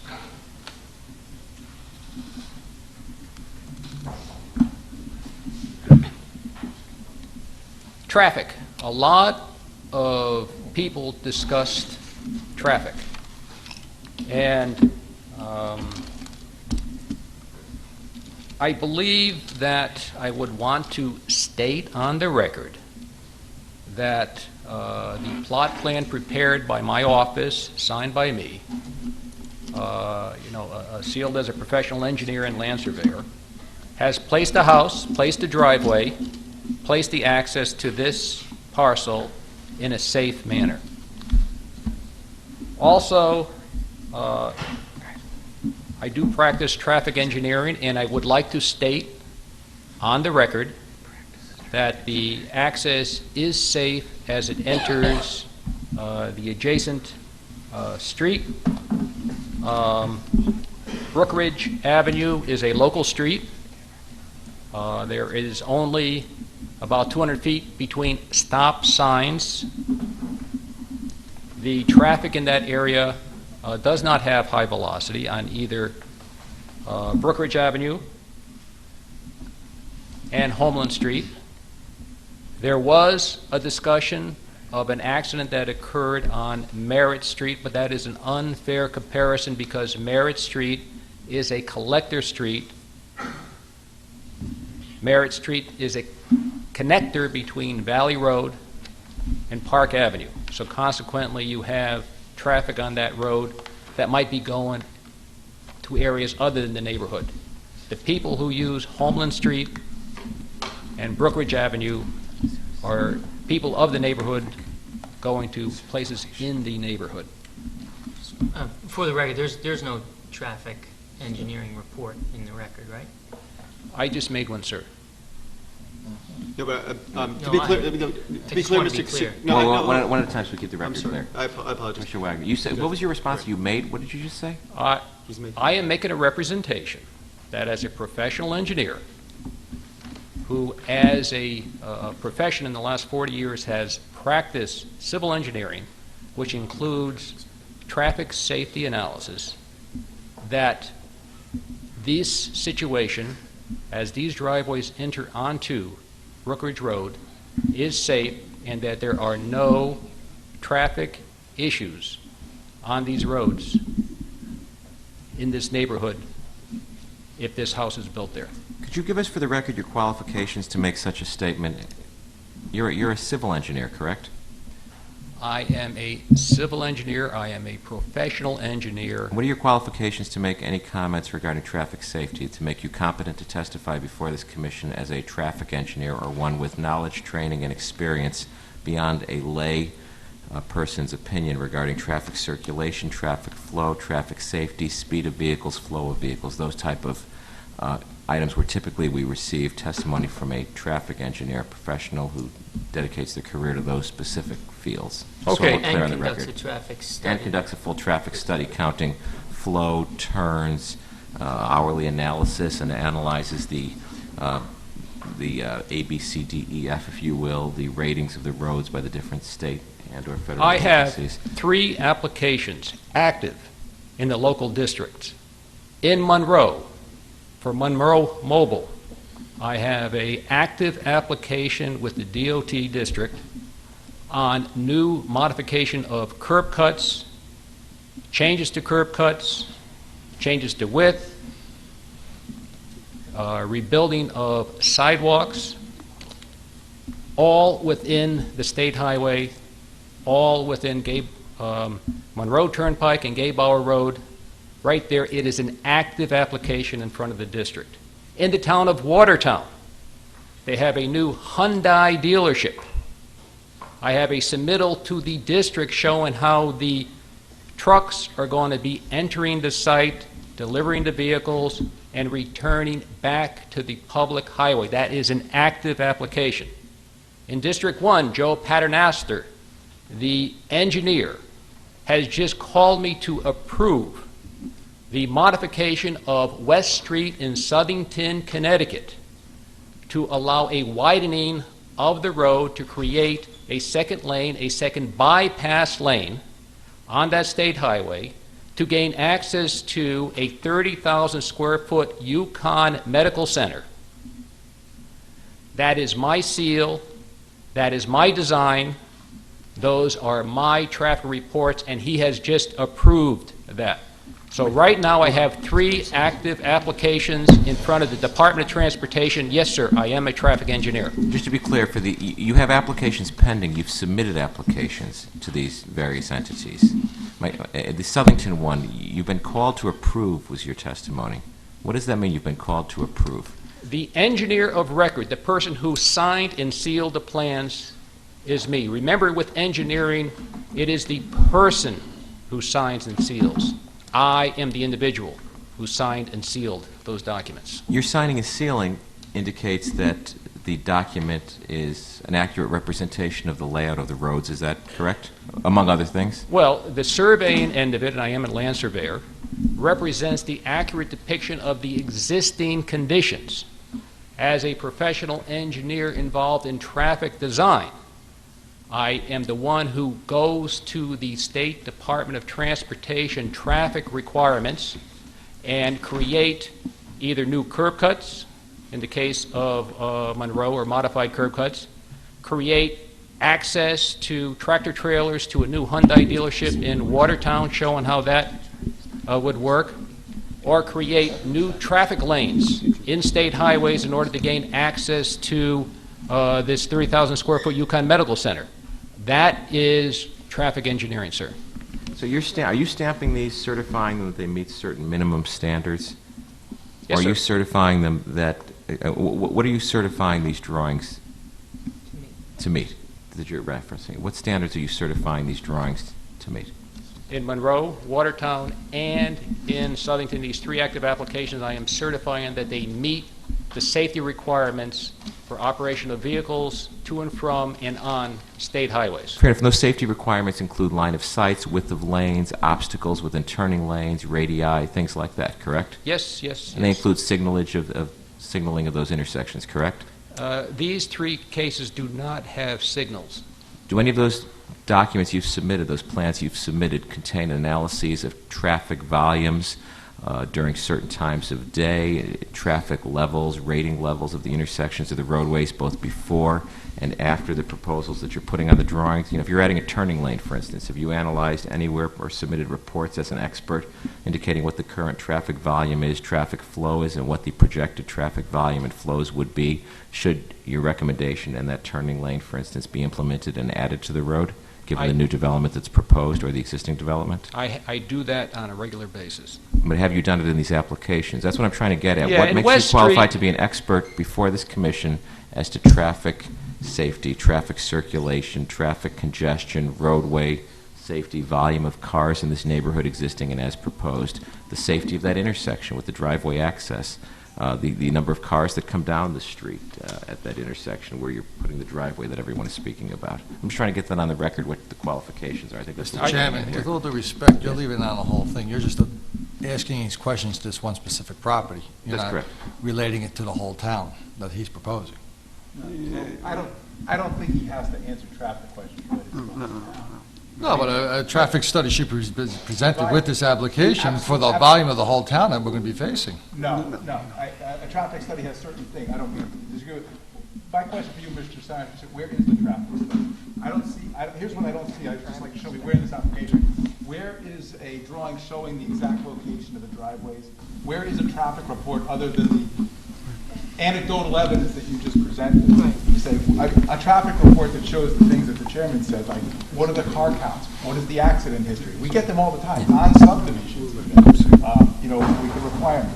What is the accident history? What are the intersection site distance? Where is this driveway? What's the relation to the stop sign? What's the relation to adjoining properties? Where is that other than you just said you asserted that it's safe, but where's the traffic report is what I'm saying. 1 second, sir. Show me where in the record you have that.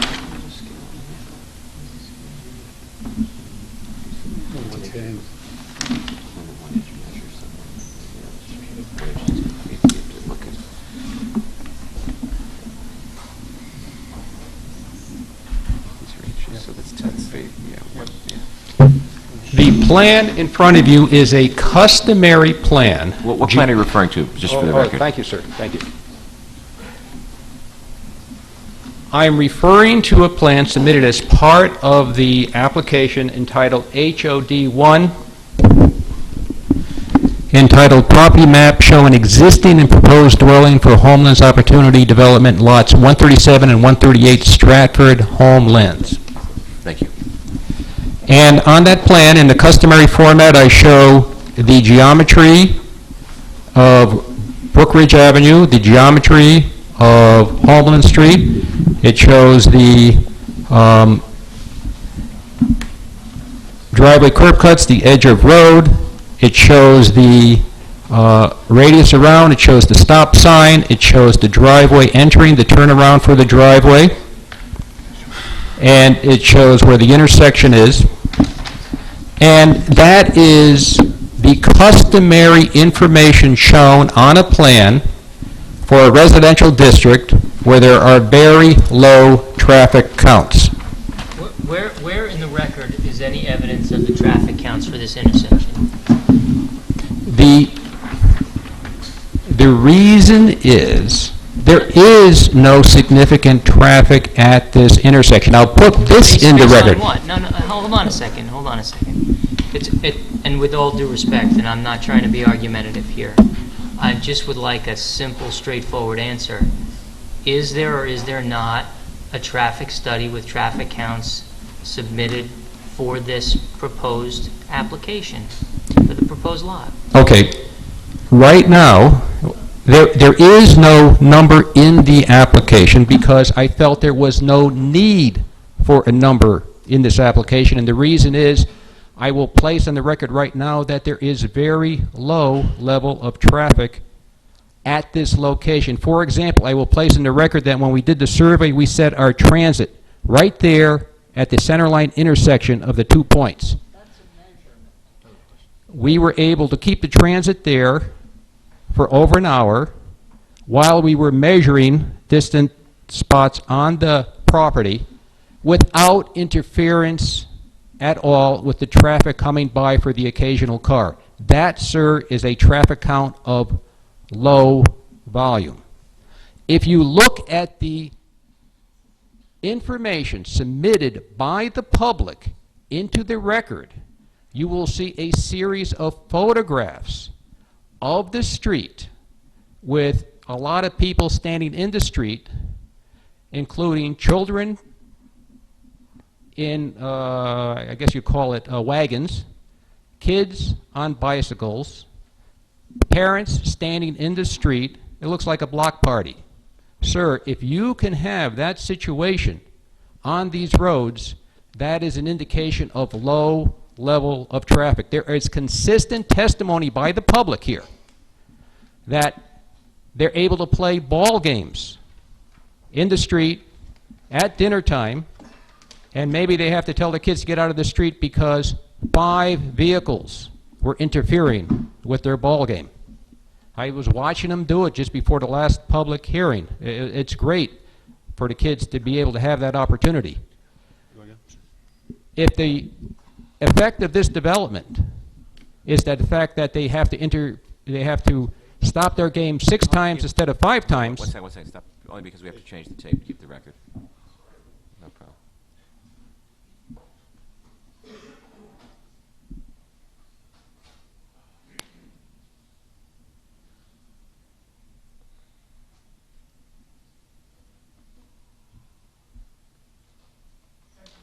Six times versus 5 times. 6 times versus 5 times, that does not change the traffic on the roads. There is clearly level of service A, as you're familiar, in terms of traffic here. So I think the traffic is very small.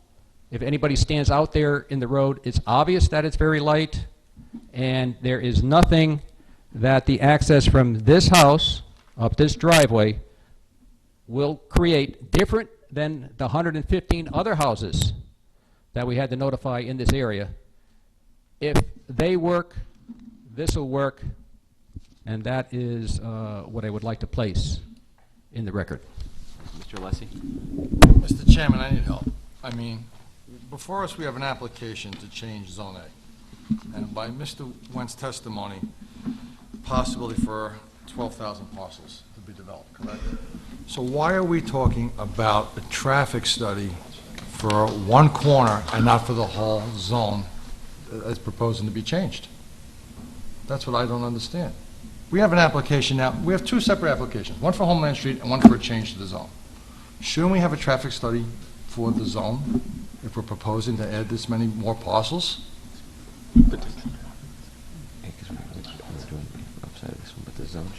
Because, you know, there's other issues here that are at stake besides traffic. That's a valid. I mean, we have a sewage problem.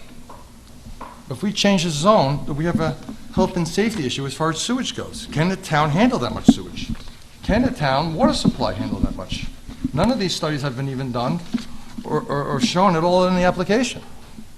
We have a traffic problem, a sewage problem, a water safety problem, as well as a couple of other things that haven't even been presented in this application, not to mention the Homeland Street application. Yeah, that's not something we should debate amongst ourselves at this point. We're not deliberating yet. That could be a question to the applicant why he's not submitted such, but... Well, why don't you ask the applicant whether he's... That may be it's time for us to question him, not debate. Yeah, there you go. Yeah, I mean, I'm sorry, Mr. Lewis, I was actually looking for different clarity because I believe I was just wondering where the traffic report is for this application. What are the intersection site distances, which I... Well, that was my know question that. before was... And certain things that we're used to seeing in traffic study, I'm just still not finding them. I understand now your point about the larger zone. Correct. You're looking at 2 different levels Well, can I of ask this. a question? Is there a response? Well, I guess, Mr. Vonchik, what I'm trying to ask is... Well, no, you shouldn't ask Mr. Devanshi, you should ask the applicant if he has a traffic study of any area affected by his proposed application to change our zoning regulations. Yes, sir. For building this one house with 2 units at this location, there will be no negative impact on traffic in Fairfield. I guess Mr. Lussey's question My question is the towards zone your change. application for a zone change in town, where we have a possibility of 12,000 extra parcels that could be added to your zone change. Is there a comprehensive traffic study for the town for that? Sir, I am applying for one house with 2 units. I am only capable of answering for what I prepared for, and that is for one house, 2 units at this location. But you applied for a zone change that can add 12,000 parcels to the town. Don't you think as a commission, deciding on if this is beneficial for the town, that we have to have presented before us a comprehensive traffic study? No, sir, because I am only applying for the zone change for 10,000 square feet. What may happen to the town, there's an infinite number of possibilities, and that is pure speculation as to this effect on other areas. I am only applying for the land me and my son own, and that is all I'm able to comment about. Go ahead, John. Commissioner Thanks. Kennelly? Thanks. Mr. Sekonchik, so in the absence of a traffic report, a comprehensive townwide traffic report, you would describe Commissioner Lessie's concerns as speculation. However, you yourself acknowledged tonight for us that you did not provide us with a formal traffic report. You've offered your testimony as someone who does this kind of work, but it's your speculation. You did not conduct a formal traffic study because you felt you didn't need to do it. Sir, I There's am no putting there's on no the formal record traffic a study. formal traffic report done verbally, and the Not a the report, a record study. will- You didn't conduct a study. I did, sir. I did, sir, and I will state that for the record as described to you already. That is a traffic study. Consisted of you standing in the street for an hour? Yes, sir, because if there was a dangerous level of traffic, I certainly would have realized it in that period of time. Okay, let's not think about it. I'm sorry, just let me just finish if I could, Commissioner Parker. Mr. Sekonchik, I'm just trying to understand here. When you testify in other communities or you're asked to provide your seal, this is the basis for how you decide whether or not traffic is safe or not, that you do not provide any formalized report where, for example, normally what we will see in front of the commission is there'll be days of recorded traffic counts.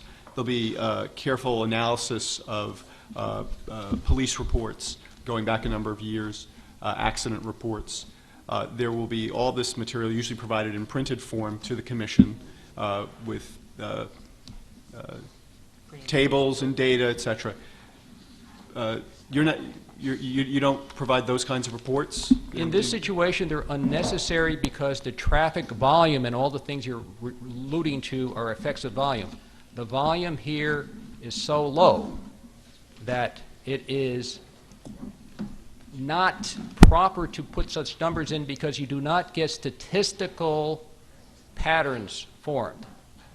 You have very low traffic on these roads. It is level of service A, which is considered the highest level of service. In your opinion, not based on any study? That is my professional opinion on the record. Thank you. Commissioner Jacobson? I just have a question. Commissioner Parker, 1 second. Commissioner Jacobson, then Commissioner Parker. What time of the day and what day of the week did you stand and look for an hour? We did that survey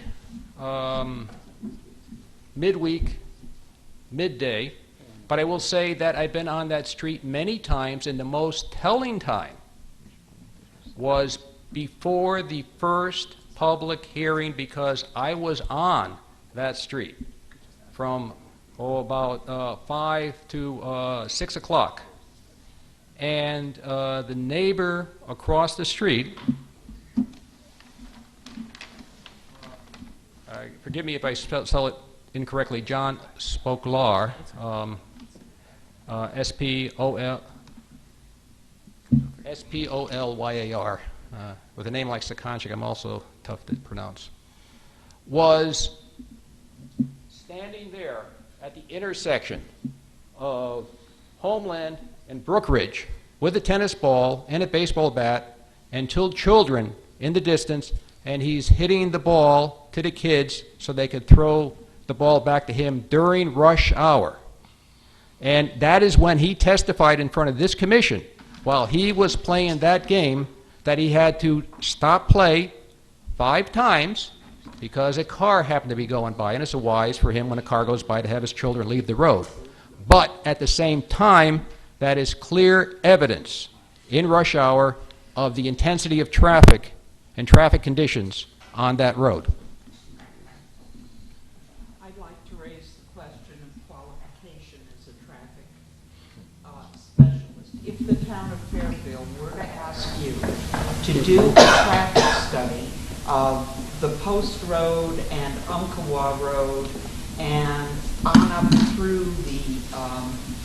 the high school and the middle school, could you do a study there and certify it? Are you credentialed to do that sort of a study? I choose not to do that work. I'm primarily involved in development projects, and I do my traffic studies associated with the proposed developments. So in other words, you could not take a paid job for this specific... I choose not to do that as part of my practice. Mr. Sekonchik, where are the line of sights indicated on your map?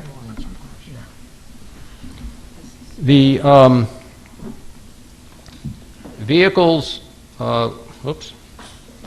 leaving this road would be able to pull onto the road, and with the traffic going so slow, because there's a stop sign here, there's a T intersection essentially over here with a stop sign, and the traffic coming this way is slow. There is plenty of room. Right now there is a hedge road right over here. I believe while that hedge road can be removed if necessary to improve sight line, I believe that a car pulling out should be able to see more than adequate to this here where they got a stop sign. Any traffic coming this way is taking a turn, so they'd be able to see that, and any traffic coming this way would be taking a turn. So from here, it is more than adequate to clear to see far enough this way to observe traffic and avoid it, and far enough this way to observe traffic and avoid it, and also see traffic on Homeland Street. There's plenty of opportunity to create adequate sight lines, and because, well, that's the answer to the question. There's more than adequate sight lines that can be developed there. No, that wasn't, with all due respect, that wasn't my question. You gave me a subjective answer to an objective question. I asked where are the sight lines indicated on any drawing. You gave me a subjective response that you thought they were adequate, and something about hedges being removed. My question is more specific. Objectively, where are the sight lines? I don't see them on the map. That's why I just looked at your big drawing, rather. I don't see sight lines anywhere. It is not customary to put sight lines on a typical plot plan unless there is a unique situation where there is a hazardous situation of sight line that has to be addressed. I'm placing on the record that in this particular lot, there is no hazardous situation that would necessitate a separate sight line study. Do you know what the That's sight subjective lines again. are? Yeah. Are the sight lines, yes or no, are the sight lines depicted on a map that we could look at? No, sir, but I'm saying for the record that it is adequate sight lines can readily be available from this lot. Commissioner Wagner, did you? No, I just you don't have a number. 50 feet, 100 feet, 150 feet. Do you know what the sight lines are?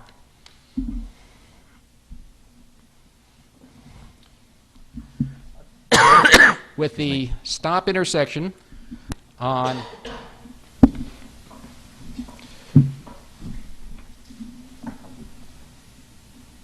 from here, you have Brook Ridge Road is a straight road.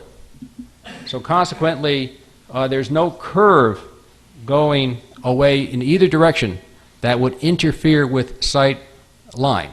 So you have more than adequate sight distance. Clearly, here you'd be able to, from here you can see down to the other intersection, which is 175 feet away. From here you can see right up Brookridge Road to the northeast to the next intersection, which is 220 feet away. So you have all the ability to see what you need for safety purposes. And I might add that there has been a lot of people here putting things on the record, and nobody has complained that I've got a dangerous situation. What they're saying is, on the record, is they have a nice neighborhood. They have a neighborhood they're proud of. They have a neighborhood they moved into this area to be. They like this neighborhood. I'm repeating the same type of development right over here. If is generally accepted in that neighborhood that things work, and It's generally accepted in the neighborhood to have a 2-foot clearance between an extension of a house that falls over a property line that's adjacent to the next house. That's generally accepted in this neighborhood? we were talking about traffic, sir. Let's go back to traffic. One thing I noticed, other than the sight lines not on any of the drawings, and I just checked the pictures to confirm, people like the neighborhood. It's got trees, it's got hedges, and they're all in the pictures that have been submitted that are part of the record. Your drawing doesn't have any trees depicted on it. And part of my concern is when one looks at sight lines from our experience as a commission, sight lines don't go through trees, they don't go through shrubs, they don't go through rocks, boulders, inanimate objects. Because that's not a sight line. You'd agree with that if there's a 60-inch tree in the way, or if there's a hedge in the way to one pulling out of a driveway, you can't measure that as a sight line under any of under the regulations because it doesn't exist. There's something blocking your sight line. That is correct. And there are no, how are we even to determine what the sight lines are?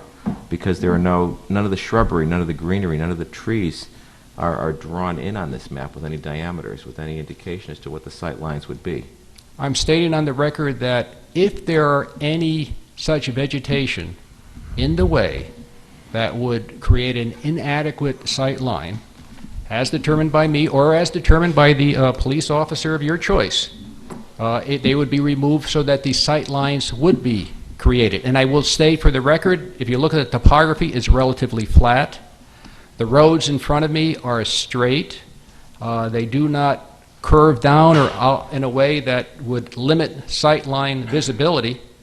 I'm basically saying sight lines weren't shown on these plans because it is pretty apparent on the ground that sight lines are adequate. There may need some hedges that have to be trimmed or removed, but it can be developed in an adequate fashion on only affecting the property owned by this applicant. Your drawing doesn't have any of the hedges shown on whose property they're located, where the trees are, on whose property, whether it's town property that you just can't go removing things on town property, whether it's on a neighbor's property that you just can't go removing trees on a neighbor's property. The plan shows the existing fence. Right over there. The hedges go adjacent to the existing fence. And again, I'll state for the record that there is nothing physical there that could not be modified in order to create adequate sight lines leaving this driveway. You measured those sight lines where you were sitting in a car? I mean, you testified that it would be adequate. Yes, sir. Sitting in the car, yeah, for a vehicle leaving. What you usually see is in a car, in the driveway, or using a surveying tool, 8 feet back from the front of the car, so high off the ground. That's where the sight lines need to be measured, not standing up looking down the street. Did you do such a measurement? Yes, and they're adequate. Using a surveying tool? No, I looking at the topography of the neighborhood, looking at the topography of the street, looking at the topography of this lot, adequate sight lines can be developed. Mr. Wagner, you can't tell us if it's 50 or 100 feet or any, from where you would be exiting the driveway. Correct. Where you're exiting the driveway, you could pretty much see intersections in both directions, which are stop sign controlled. You know, one last thing. I looked at the pictures again.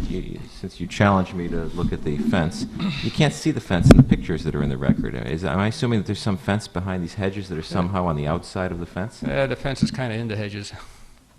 On whose property? Mine. You sure? Yes. It's shown on the... It's not shown on the map, so how are we supposed to know that? So you can't see the fence because the hedge... I can see property lines, and I could see street lines.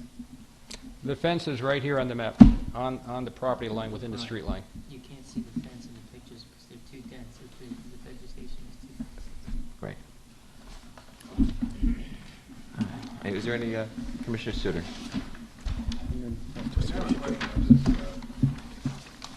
The hedge goes around most of the property, and in fact, it's impenetrable to the human eye.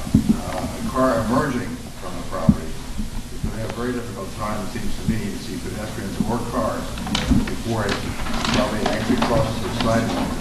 Seems to me that's a significant safety issue. How do you plan to deal with it? If any vegetation that interferes with the safety situation will be removed. Are you going to take out the whole hedge? Only if it is necessary. I would obviously try to the greatest extent possible to retain any vegetation that exists, but if vegetation has to go for safety reasons, it can go.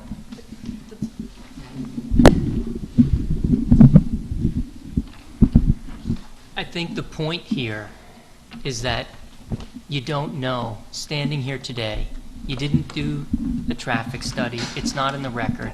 You don't know what the sight lines are, how many feet.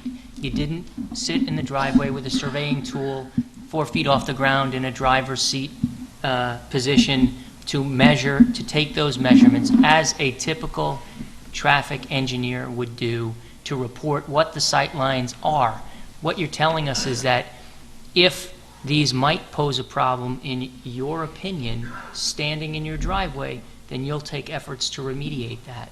Is that what you're saying? No, sir. I said, for the record, that there is adequate sight line for the traffic on the road from these driveways. You can see more than adequate. You can see down the roads to adjacent intersections in both directions. Did you, to Mr. Barrett's question, did you use a survey tool to approximate the height of a driver 8 feet back from the street line to measure what the sight lines were at the driveway, at that point in the driveway? Yes. When did you do that? It's part of land surveying. It's part of site plan development. When I developed these plans, that is an issue that I addressed. Where is that? It is shown right over here. Where I show the driveway, there is adequate sight distance. And I'm trying to state on the record, because to me, the safety is pretty apparent that it can be created. But because the commission... Created because it doesn't exist now? I'm trying to understand that. You're going back and forth between the two sides. You're saying I can create the safety because what's becoming apparent is that you didn't do those kinds of measurements. Do those measurements exist anywhere in the application? I think the answer is no. They exist in the hearing record. And let me restate it very clearly, because I can see where there's confusion here. But I want to state on the record that a vehicle coming or going from this driveway, a person sitting in that vehicle with a height of eye of 3 feet, which is the standard, can see all the way up. How far? To the northeast, up Brook Ridge Avenue, through the intersection, down to 200 feet. They have 200 feet of sight distance, which is about where the next intersection is. In the northwesterly direction, from here, at that same location, they can see beyond. Here's where that controlling thing is. There is a masonry wall of the neighbor at this corner. That sets your line of sight. That you could still see down to the next intersection. And the vehicles traveling on that road are not traveling at a high rate of speed. They've taken a corner, and they're coming to a stop sign, and there's a series of stop signs. You cannot gain that much speed within 200 feet between stop signs. And let me just establish something for the record as chairman, because we keep asking the same questions. There is no traffic report submitted in writing to this commission, number one, and number two, there are no sight lines on any document submitted to this commission, and number three, there are no trees or other vegetation or inanimate objects drawn in any of the plans submitted to this commission. And if the applicant disagrees with any of those three statements, I'd ask him to state that and correct me on the record. If not, we can just move on. Point to the documents. I'm stating on the record that I did not anticipate these questions because to me the safety is readily apparent, and that I have verbally answered it on the record, and there is no expert supplied by the public or the commission that is refuting the safety of the situation on the ground there. I'm not going to debate with you. I'm just putting a statement, what's on the record. I'm not going to stipulate, and by my silence and the silence of this commission, don't let that be any acquiescence to the fact that, number one, you're qualified, that number two, that an expert, that sufficient expert evidence has been presented to this commission to meet your prima facie burden as an applicant before any burden shifts, before we have to present our own experts. It's your application, so I'll just let you proceed any way you want. I'm just stating for the record what we don't have, so we have a clear record that there is no traffic report, there are no sight lines, there are no drawings with trees, that your statements are based upon your representations to this commission, but they're not, there's no objective evidence before us. Would you like me to submit that in writing to the commission? You're the applicant, sir. You could, you're doing your rebuttal case. You could submit, you could do whatever you'd like to do tonight with your application. I'd be more than happy, for the record, to put the statements I did verbally in writing on the record. Well, may I ask a question, just quickly? Commissioner Kennelly, yes. Mr. Sukonchek, if you were, you said that you're a traffic you do traffic engineering, but you mentioned to Commissioner Parker that you don't choose as part of your practice to conduct traffic studies. You do other kinds of work. But if you were asked to do that by the commission, but we've had, you said it wasn't customary to do a traffic study for a small subdivision, but in fact, near Putting Hill Lane on North Benson, obviously on Stratfield Road, we just recently had we had a case where we had two competing traffic studies. Oh, on Stratfield Road, I could see that, yeah. Absolutely, but my point, and it was over just one driveway, yeah. But it was just, again, a single, property being subdivided and a driveway going out.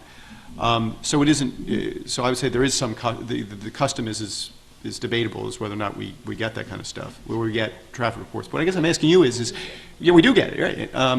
But what I guess I'm asking you is if you were asked to not put what you said to us in what you said tonight in writing, but if you were asked by this commission to conduct a proper traffic study, which included not just traffic data, but also, of course, the research of accident reports, all the issues related to sight lines and the traffic speed, et cetera, would you be able to conduct that kind of a report, a study, to provide us a report, or would yes, you have to? Yes, I do it all the time. You do it all the time. Okay.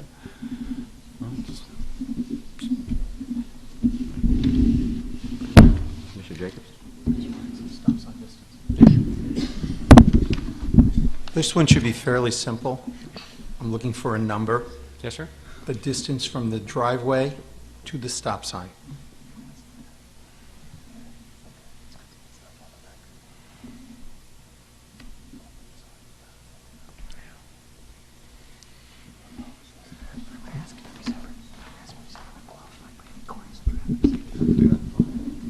Is there a question pending?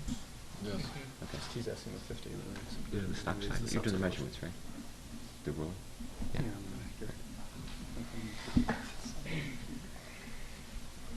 From the center of the driveway to the stop sign, 35 feet. How about from the side of the driveway?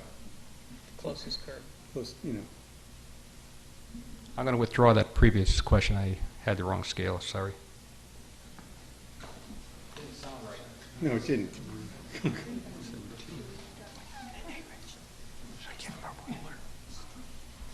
Would you like an actual ruler instead of a piece of paper? These are rulers. All right. 17 feet from the center of the driveway to the stop sign. Okay, from the side of the driveway to the stop For the sign. record, you're talking about the northeast appears to be boundary of the driveway. So it's there when you say side of driveway. Use your compass, Rose. So that would be actually southeast. 10 feet, sir. 10 feet. Closest. Is there parking on that street? There could be, yes. Yes, I have seen people park on that street. I've parked on that street. You certainly wouldn't park within 25 feet of a stop sign for reasons already stated on the record tonight. When they're parking, does that affect if they're parking on the northern part from where your driveway would exit, still on the western side of the street? Were they there when you were conducting your sightline studies? Was there cars parked? My survey truck? Could you see through it? Okay. That is an important point whenever vehicles are parked on any street in the town of Fairfield or any location in Connecticut. They do affect sight distance, and people have found ways to safely enter driveways and exit driveways on many streets in Fairfield, despite the fact that people are parking on the streets, especially on roads like Brook Ridge Avenue, where the traffic is actually moving slowly.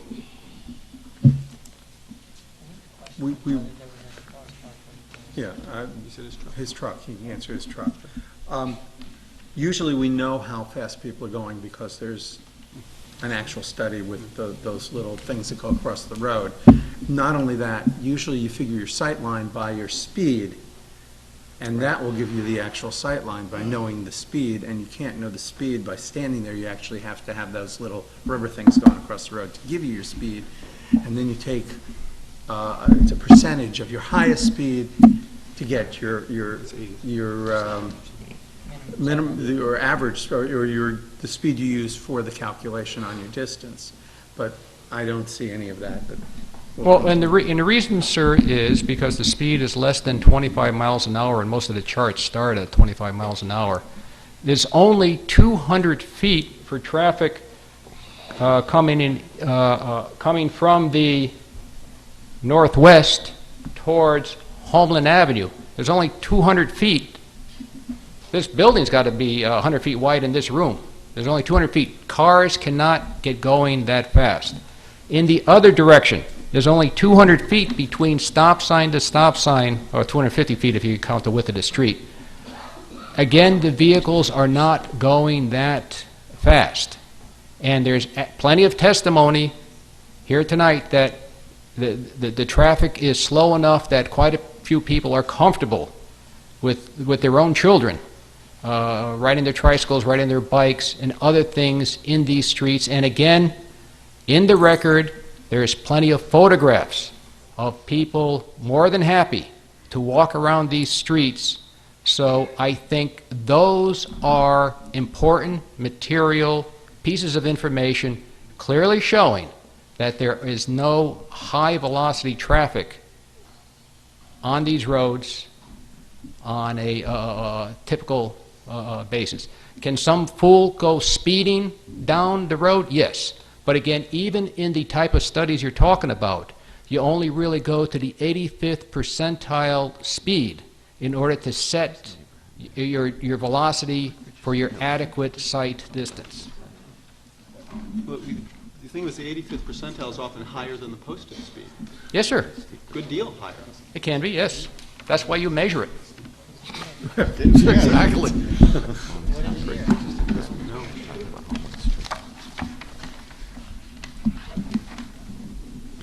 Shall I go on to another subject? You may proceed. Thank you. Thank you. Give me a second to catch my notes. Take your time.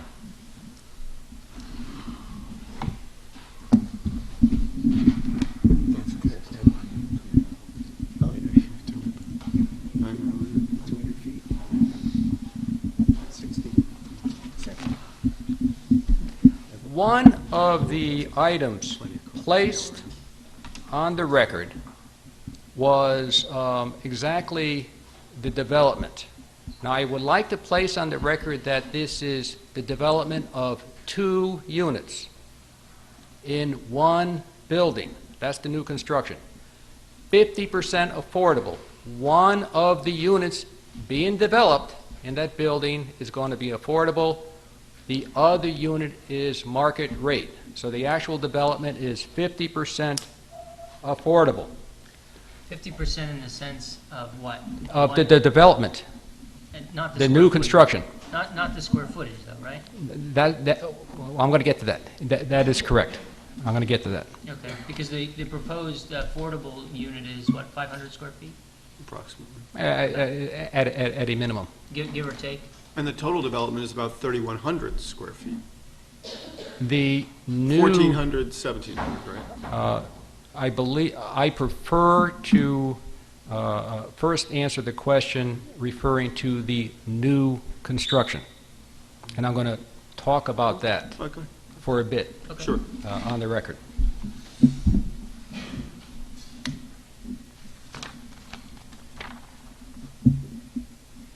The reason I did that is, again, I am trying to emulate what this town has already placed in their zoning regulations. And there has been a statement on the record indicating that under 830G, the units have to be comparable and statements like that.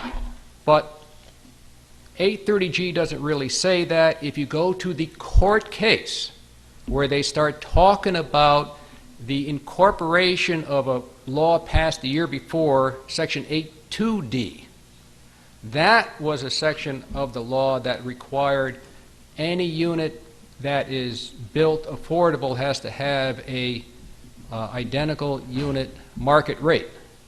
And what the judge said in one of the cases is, even though Section 830G doesn't say that, it is the intent that 830G cover all the possible households in a town, in a development. Now, along those lines, in your zoning regulations, you prominently point out a need for accessory apartments.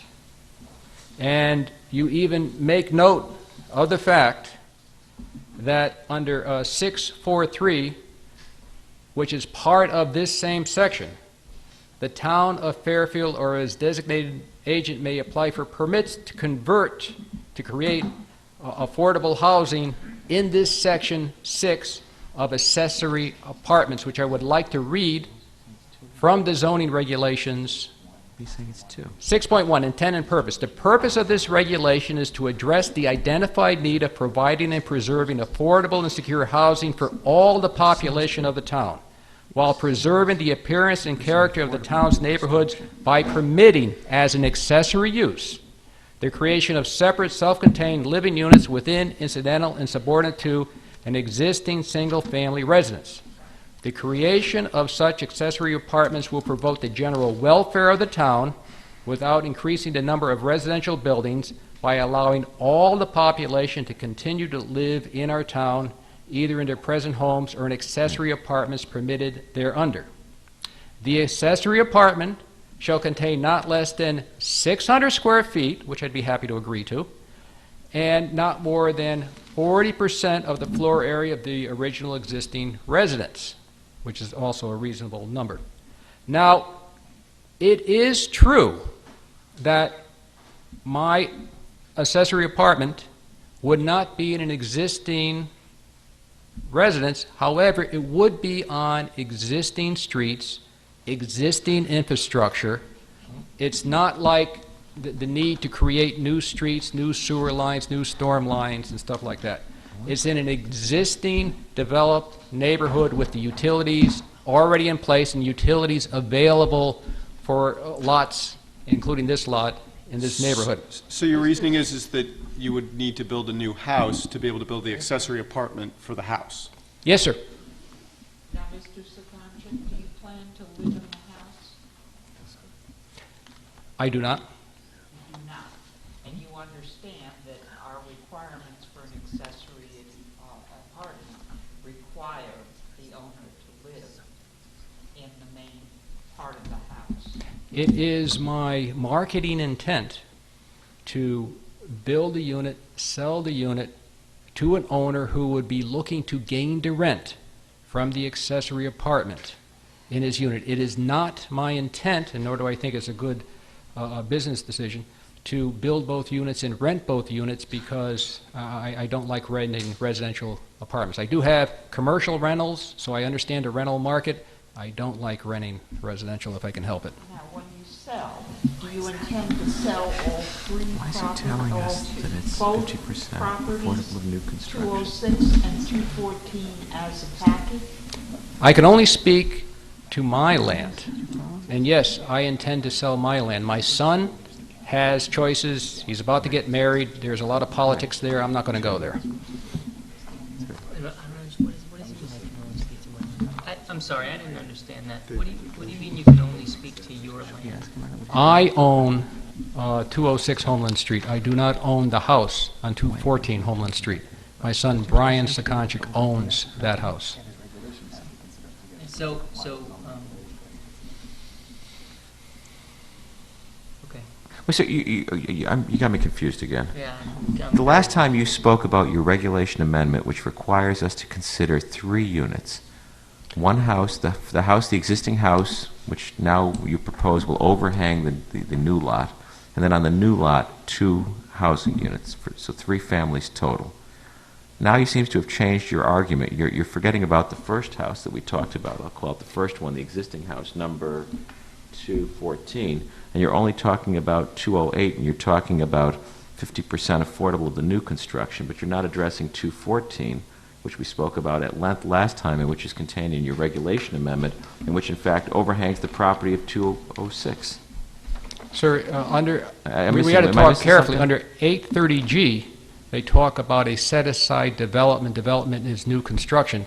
And I'm just clarifying for the record, as far as the new development is concerned, 50% of the unit numbers would be affordable, and certainly more than 33% of the unit square footage in the new development would be affordable, and I believe that meets the intent of 830G, and I believe that is consistent with the need already identified by this board in their zoning regulations, which I'm trying to emulate. I will say that Commissioner Sally Parker was very astute in noticing that this is not like the Ledyard application, and I chose specifically not to try to do that because I thought that would be less compatible to this neighborhood.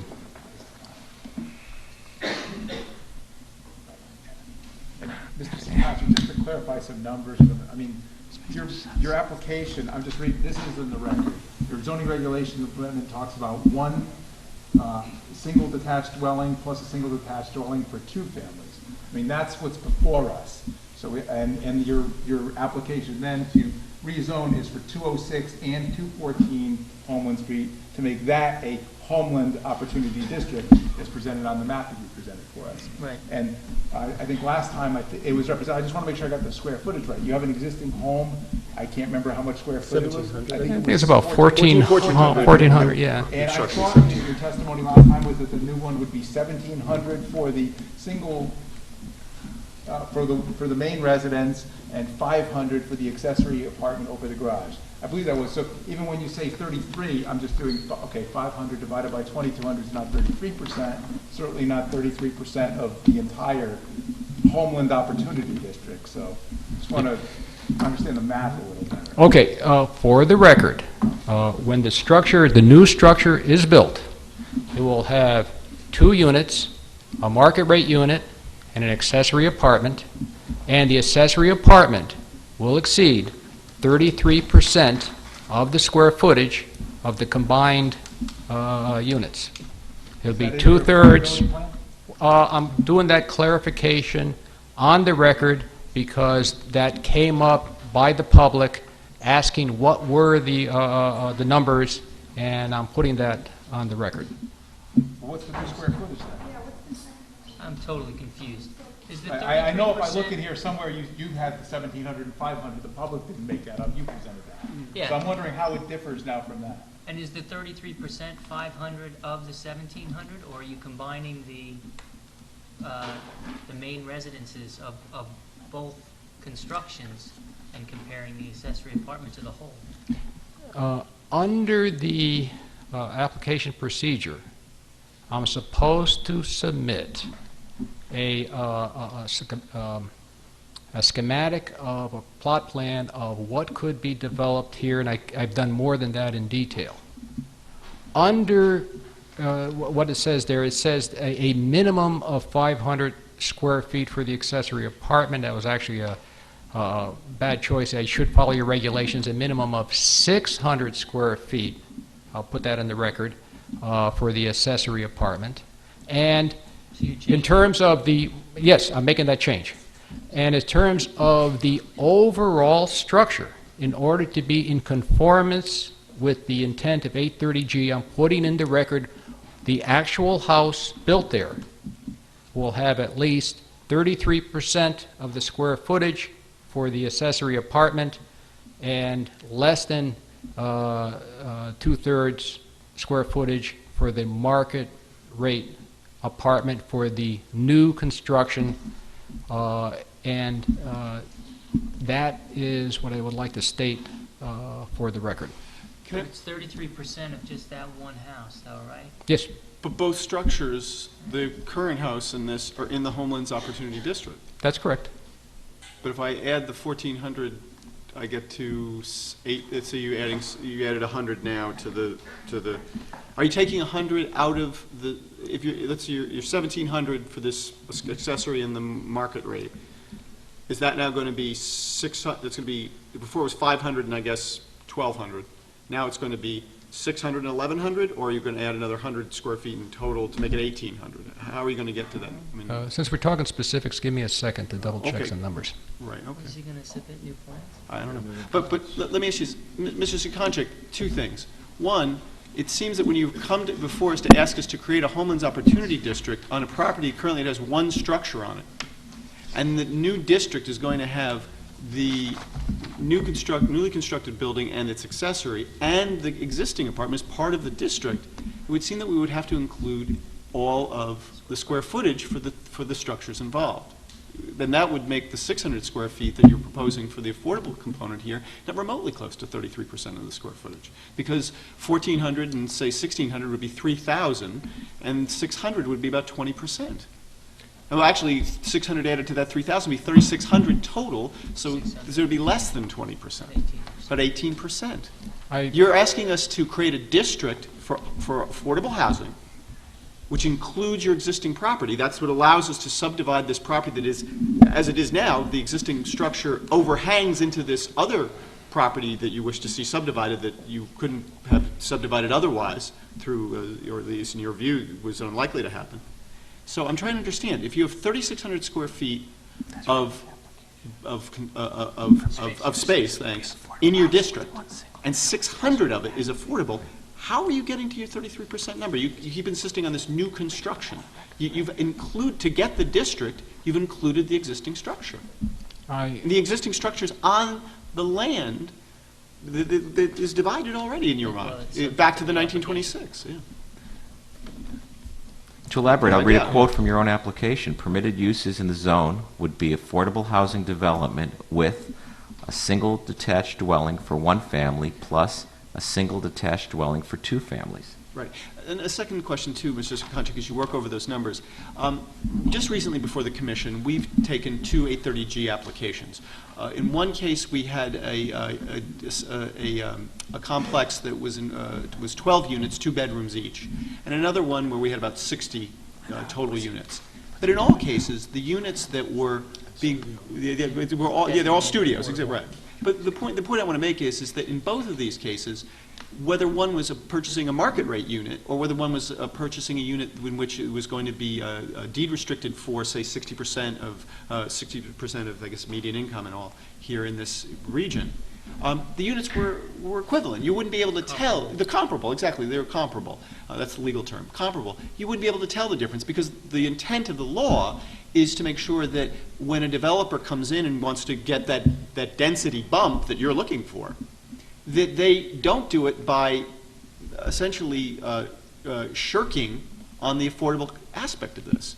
But yet you've presented what appears to us to be a district, or application for a district, that would be about 18% affordable and clearly is much less than the other two structures that would be market rate. Well, and the affordable component is obviously not comparable. Yeah, they're not comparable. So I guess my question is how, in your opinion, how, you know, is the affordable unit you're proposing comparable to the two units that are market rate in this this opportunity district that you're requesting us to create?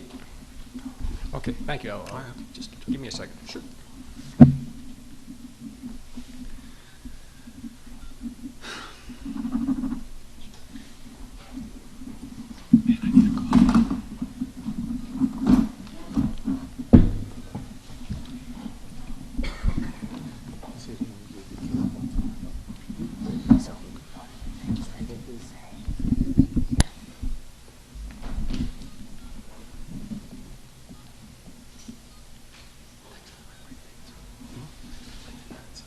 Oh, I just want coffee. So.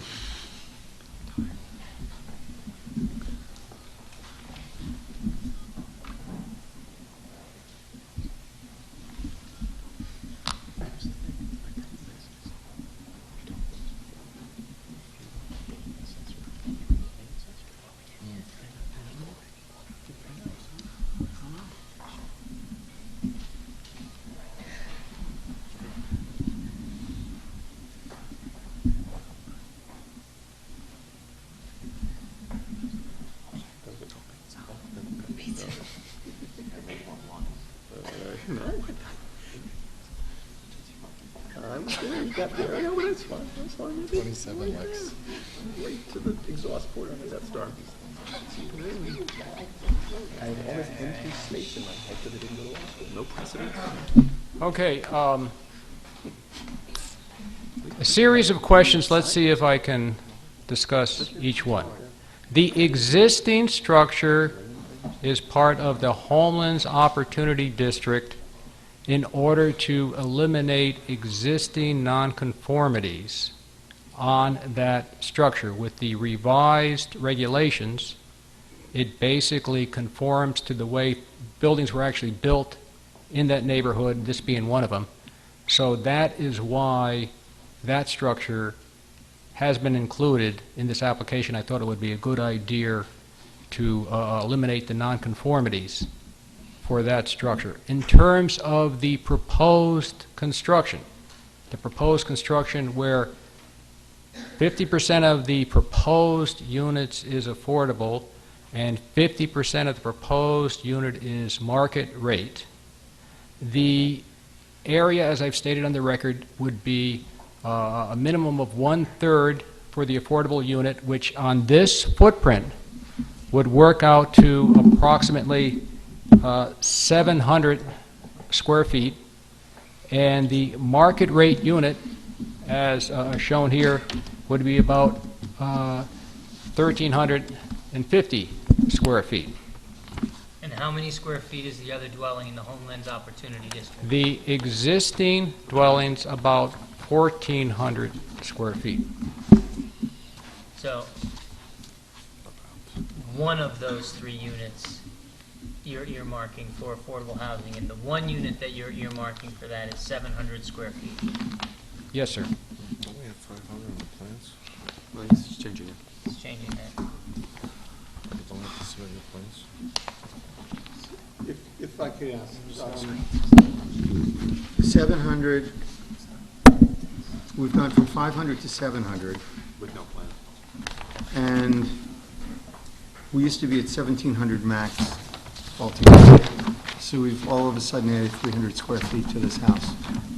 Sir, you've got to understand that under the requirements of 830G, I have to show a potential plot plan. It was not my intent to finalize the interior building floor plans as part of these presentation drawings. And I would like to point out that in the application, it speaks about what the requirements are for the affordable unit with specific specifications as to, minimum dimensions of the living room, the fact of the utilities and appliances to be put in the kitchen. We have adequate specifications.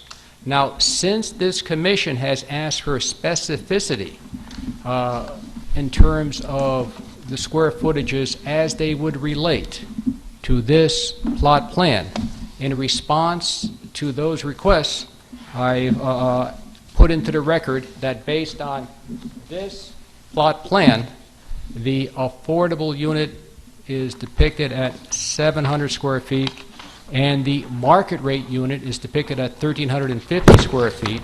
And I would like to point out for the record that if all 3 units had to be 1,400 square feet, in other words, if it was the interpretation of this commission that the existing house is part of the game, and the proposed house would also have to be 1,400 square feet, and the proposed affordable unit would have to be 1,400 square feet, then that would have a material effect on the financial viability of this application, because this application was developed with the intent, which I thought was a good thing, of following the lead of what the commission has already put in their zoning regulations. I was trying to follow that, so I was going down that road because I thought it was a good road to go down. Well, are you suggesting that you can come into my neighborhood, take my house and make my house part of your affordable housing development next door by counting my house as one of the 3 units under your proposed, come into my street and let's call it Homelands Opportunity District, take my house that you have no relationship with, that doesn't overhang your property, and make my house part of your housing, No, sir. affordable housing development? That's exactly what your regulation talks about doing. No, my regulation is only specific to this location. It's more than the regulation. It's the regulation and the property that would be subject to this regulation. And the only property subject to this regulation is owned by me or owned by my son. But Yeah, it's right. like all 3 units are part of this application. Right. I mean, it's I have it in here. the record that the amendment affects all 3 units. That's I'm sorry, good. Mr. That's Wagner. no, that's okay, That's because good. That's good. if Commissioner I could- Wagner has a reference, I think. Draw your attention to page 8 of your affordability plan. It's the phasing and designation of Homeland's Opportunity Unit. Number 1, as shown on the site and division plan for the Homeland's residential development as on file, an independent market rate dwelling will exist at 214 Homeland Street, and an independent market rate dwelling, which also includes an affordable apartment dwelling, as an affordable unit will be located at 206 Homeland Street. Yes, sir. So, I mean, it's clear in the materials you submitted that both dwellings and all 3 units are part of the district. Yes, sir. Okay. I thought I heard you saying something else, that, when you were talking about 50%. 50% of the new construction units. How is that relevant? I believe it is. How is it relevant? Because it's the new construction. It's the set-aside development. It is the new development. It's the new construction of the whole development. It's the new construction within the whole development. Correct. I want to back up for a sec. Mr. Sekonchik, you just said if you were to do 3 units, 14, 14, 14, there would be a threat to the economic viability of the project. I don't understand. What would be the threat to it? I don't understand. The project was developed using your model in your zoning regulation. I thought it was a good thing. Apparently it's not. I was trying to follow that. And But why would it affect the financial viability? I'm trying to understand. You said that, maybe I misheard you. You said it would affect the financial viability of your project to do 3 1400s or something? I didn't understand. That is correct, yes, Well, because why is only there would be a new construction of 1,400 square foot market rate and a new construction of 1,400 square foot affordable. Right. And that would affect the marketability because when you only have one affordable unit, you're limited to 60% of the median income, which is 25% less rent than you would get for an 80% unit. So I'm already working on a small margin. Right. And see, that's the thing, is that the reason the law was written, at least from my understanding and listening to legal discussions about this, is that, in fact, the idea is that these equivalencies are necessary. These what's the word? Thank you, Commissioner Wagner. The requirement for comparability, that these be comparable, is to avoid just that.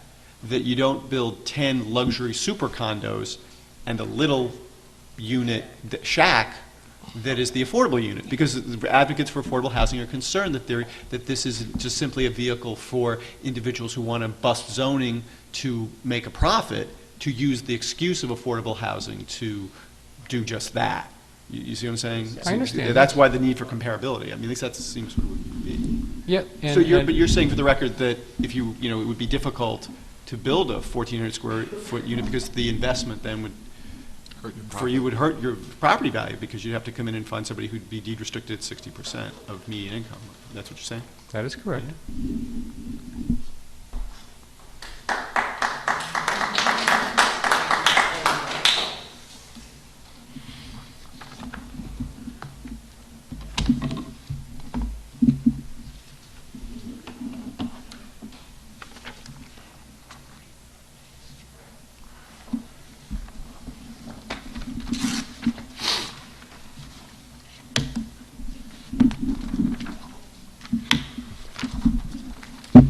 For the record, Mr. Wentz's report on the other parcels in town that might be affected by such an application, I mean, that existed before I walked in the door, that exists after I leave the door, so really I believe that does not have a material impact on my application for one building with 2 units. I would like to highlight for the record the fact that he did put his comments on the record, and I'd like to put the written comments verbally. The applicant's staff comments regarding 206 and 2014 Homeland Street, JW 5/16/12. The applicants James and Brian Sakonchik seek to establish a Homelands Opportunity District regulation and to change the zone of their property at 206, 214 Homeland Street from Residence A to a new district designation.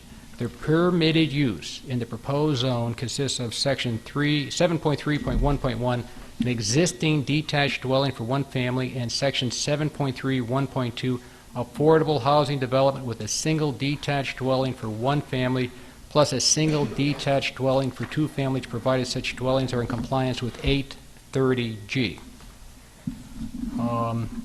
Page 1 of the affordability plan submitted with the application indicates the intent as division and site plan approval for retaining the existing dwelling at 214 Homeland Street as a standalone market rate unit, and site plan approval for development of 206 Homeland Street with a new detached dwelling and an affordable apartment dwelling. Prior to submitting the current application for regulation amendment and zone change, the applicant presented to this office on December of 2011 with a proposal to build a new dwelling at 206 Homeland Street. By letter dated December 9, 2011 attached, I indicated the proposal to utilize the property as 2 individual parcels of 5,000 square feet does not comply with the zoning regulations and a variance would be required. The applicant on March 16, 2012 made an application for a certificate of zoning compliance for the same purpose. The application was denied by a letter of March 19, 2012. No application was made to ZBA to either seek a variance or to reverse or modify the decision of the property as a single merged lot. On March 26, 2012, the current application was submitted to establish a homeless opportunity district. It should be noted that the current accessory apartment regulations permit the construction of a new dwelling with an affordable accessory apartment. The main impact of the current regulation proposal is to reduce the minimum lot size in which to do so to 5,000 square feet. The proposal also seeks to establish a setback, lot coverage, and total floor area criteria different from the current Zone A. Now, the reason I read that is everybody here, many people here, put on the records, and certainly the written notices on the record, complained about the creation of a two-family, yet according to this letter, everybody here who has an existing house in this neighborhood has that same right now to do a two-family under your current zoning regulations. And again, he points out that the main impact of the regulation proposal is to reduce the minimum lot size to 5,000 square feet. So that and the setbacks are the main thing that we're looking to achieve here.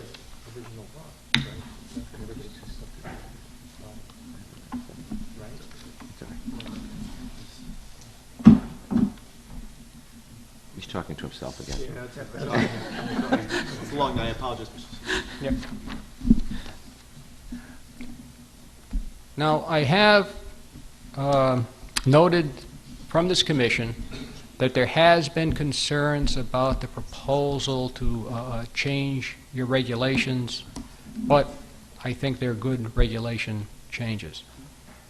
I have noted for the record that the proposal for new construction is to develop 2 units, and 33% of the floor area of the unit developed would be affordable, which I think meets the intent of 830G, at the same time meets the intent of regulations already in your zoning regulations.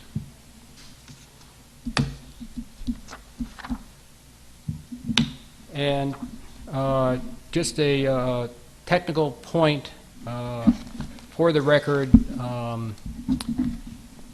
and that is, in an affordable housing application, the burden of proof is shifted to the agency to show, based on the evidence in the record before the agency, that this decision from which a denial is made is taken and the reasons given for the decision are supported by sufficient evidence in the record. The decision is necessary to protect substantial public interest in health, safety, and other matters which the Commission may legally consider. Such public interests clearly outweigh the need for affordable housing, and such public interests cannot be protected by reasonable changes to the affordable housing development. And I believe this application meets the intent of 830G. I believe that this is a unique situation that makes it compatible for this application at this location, and I believe that this application should be approved by this commission as meeting the requirements so noted. Thank you, Mr. Sakonchik. Do you want to just...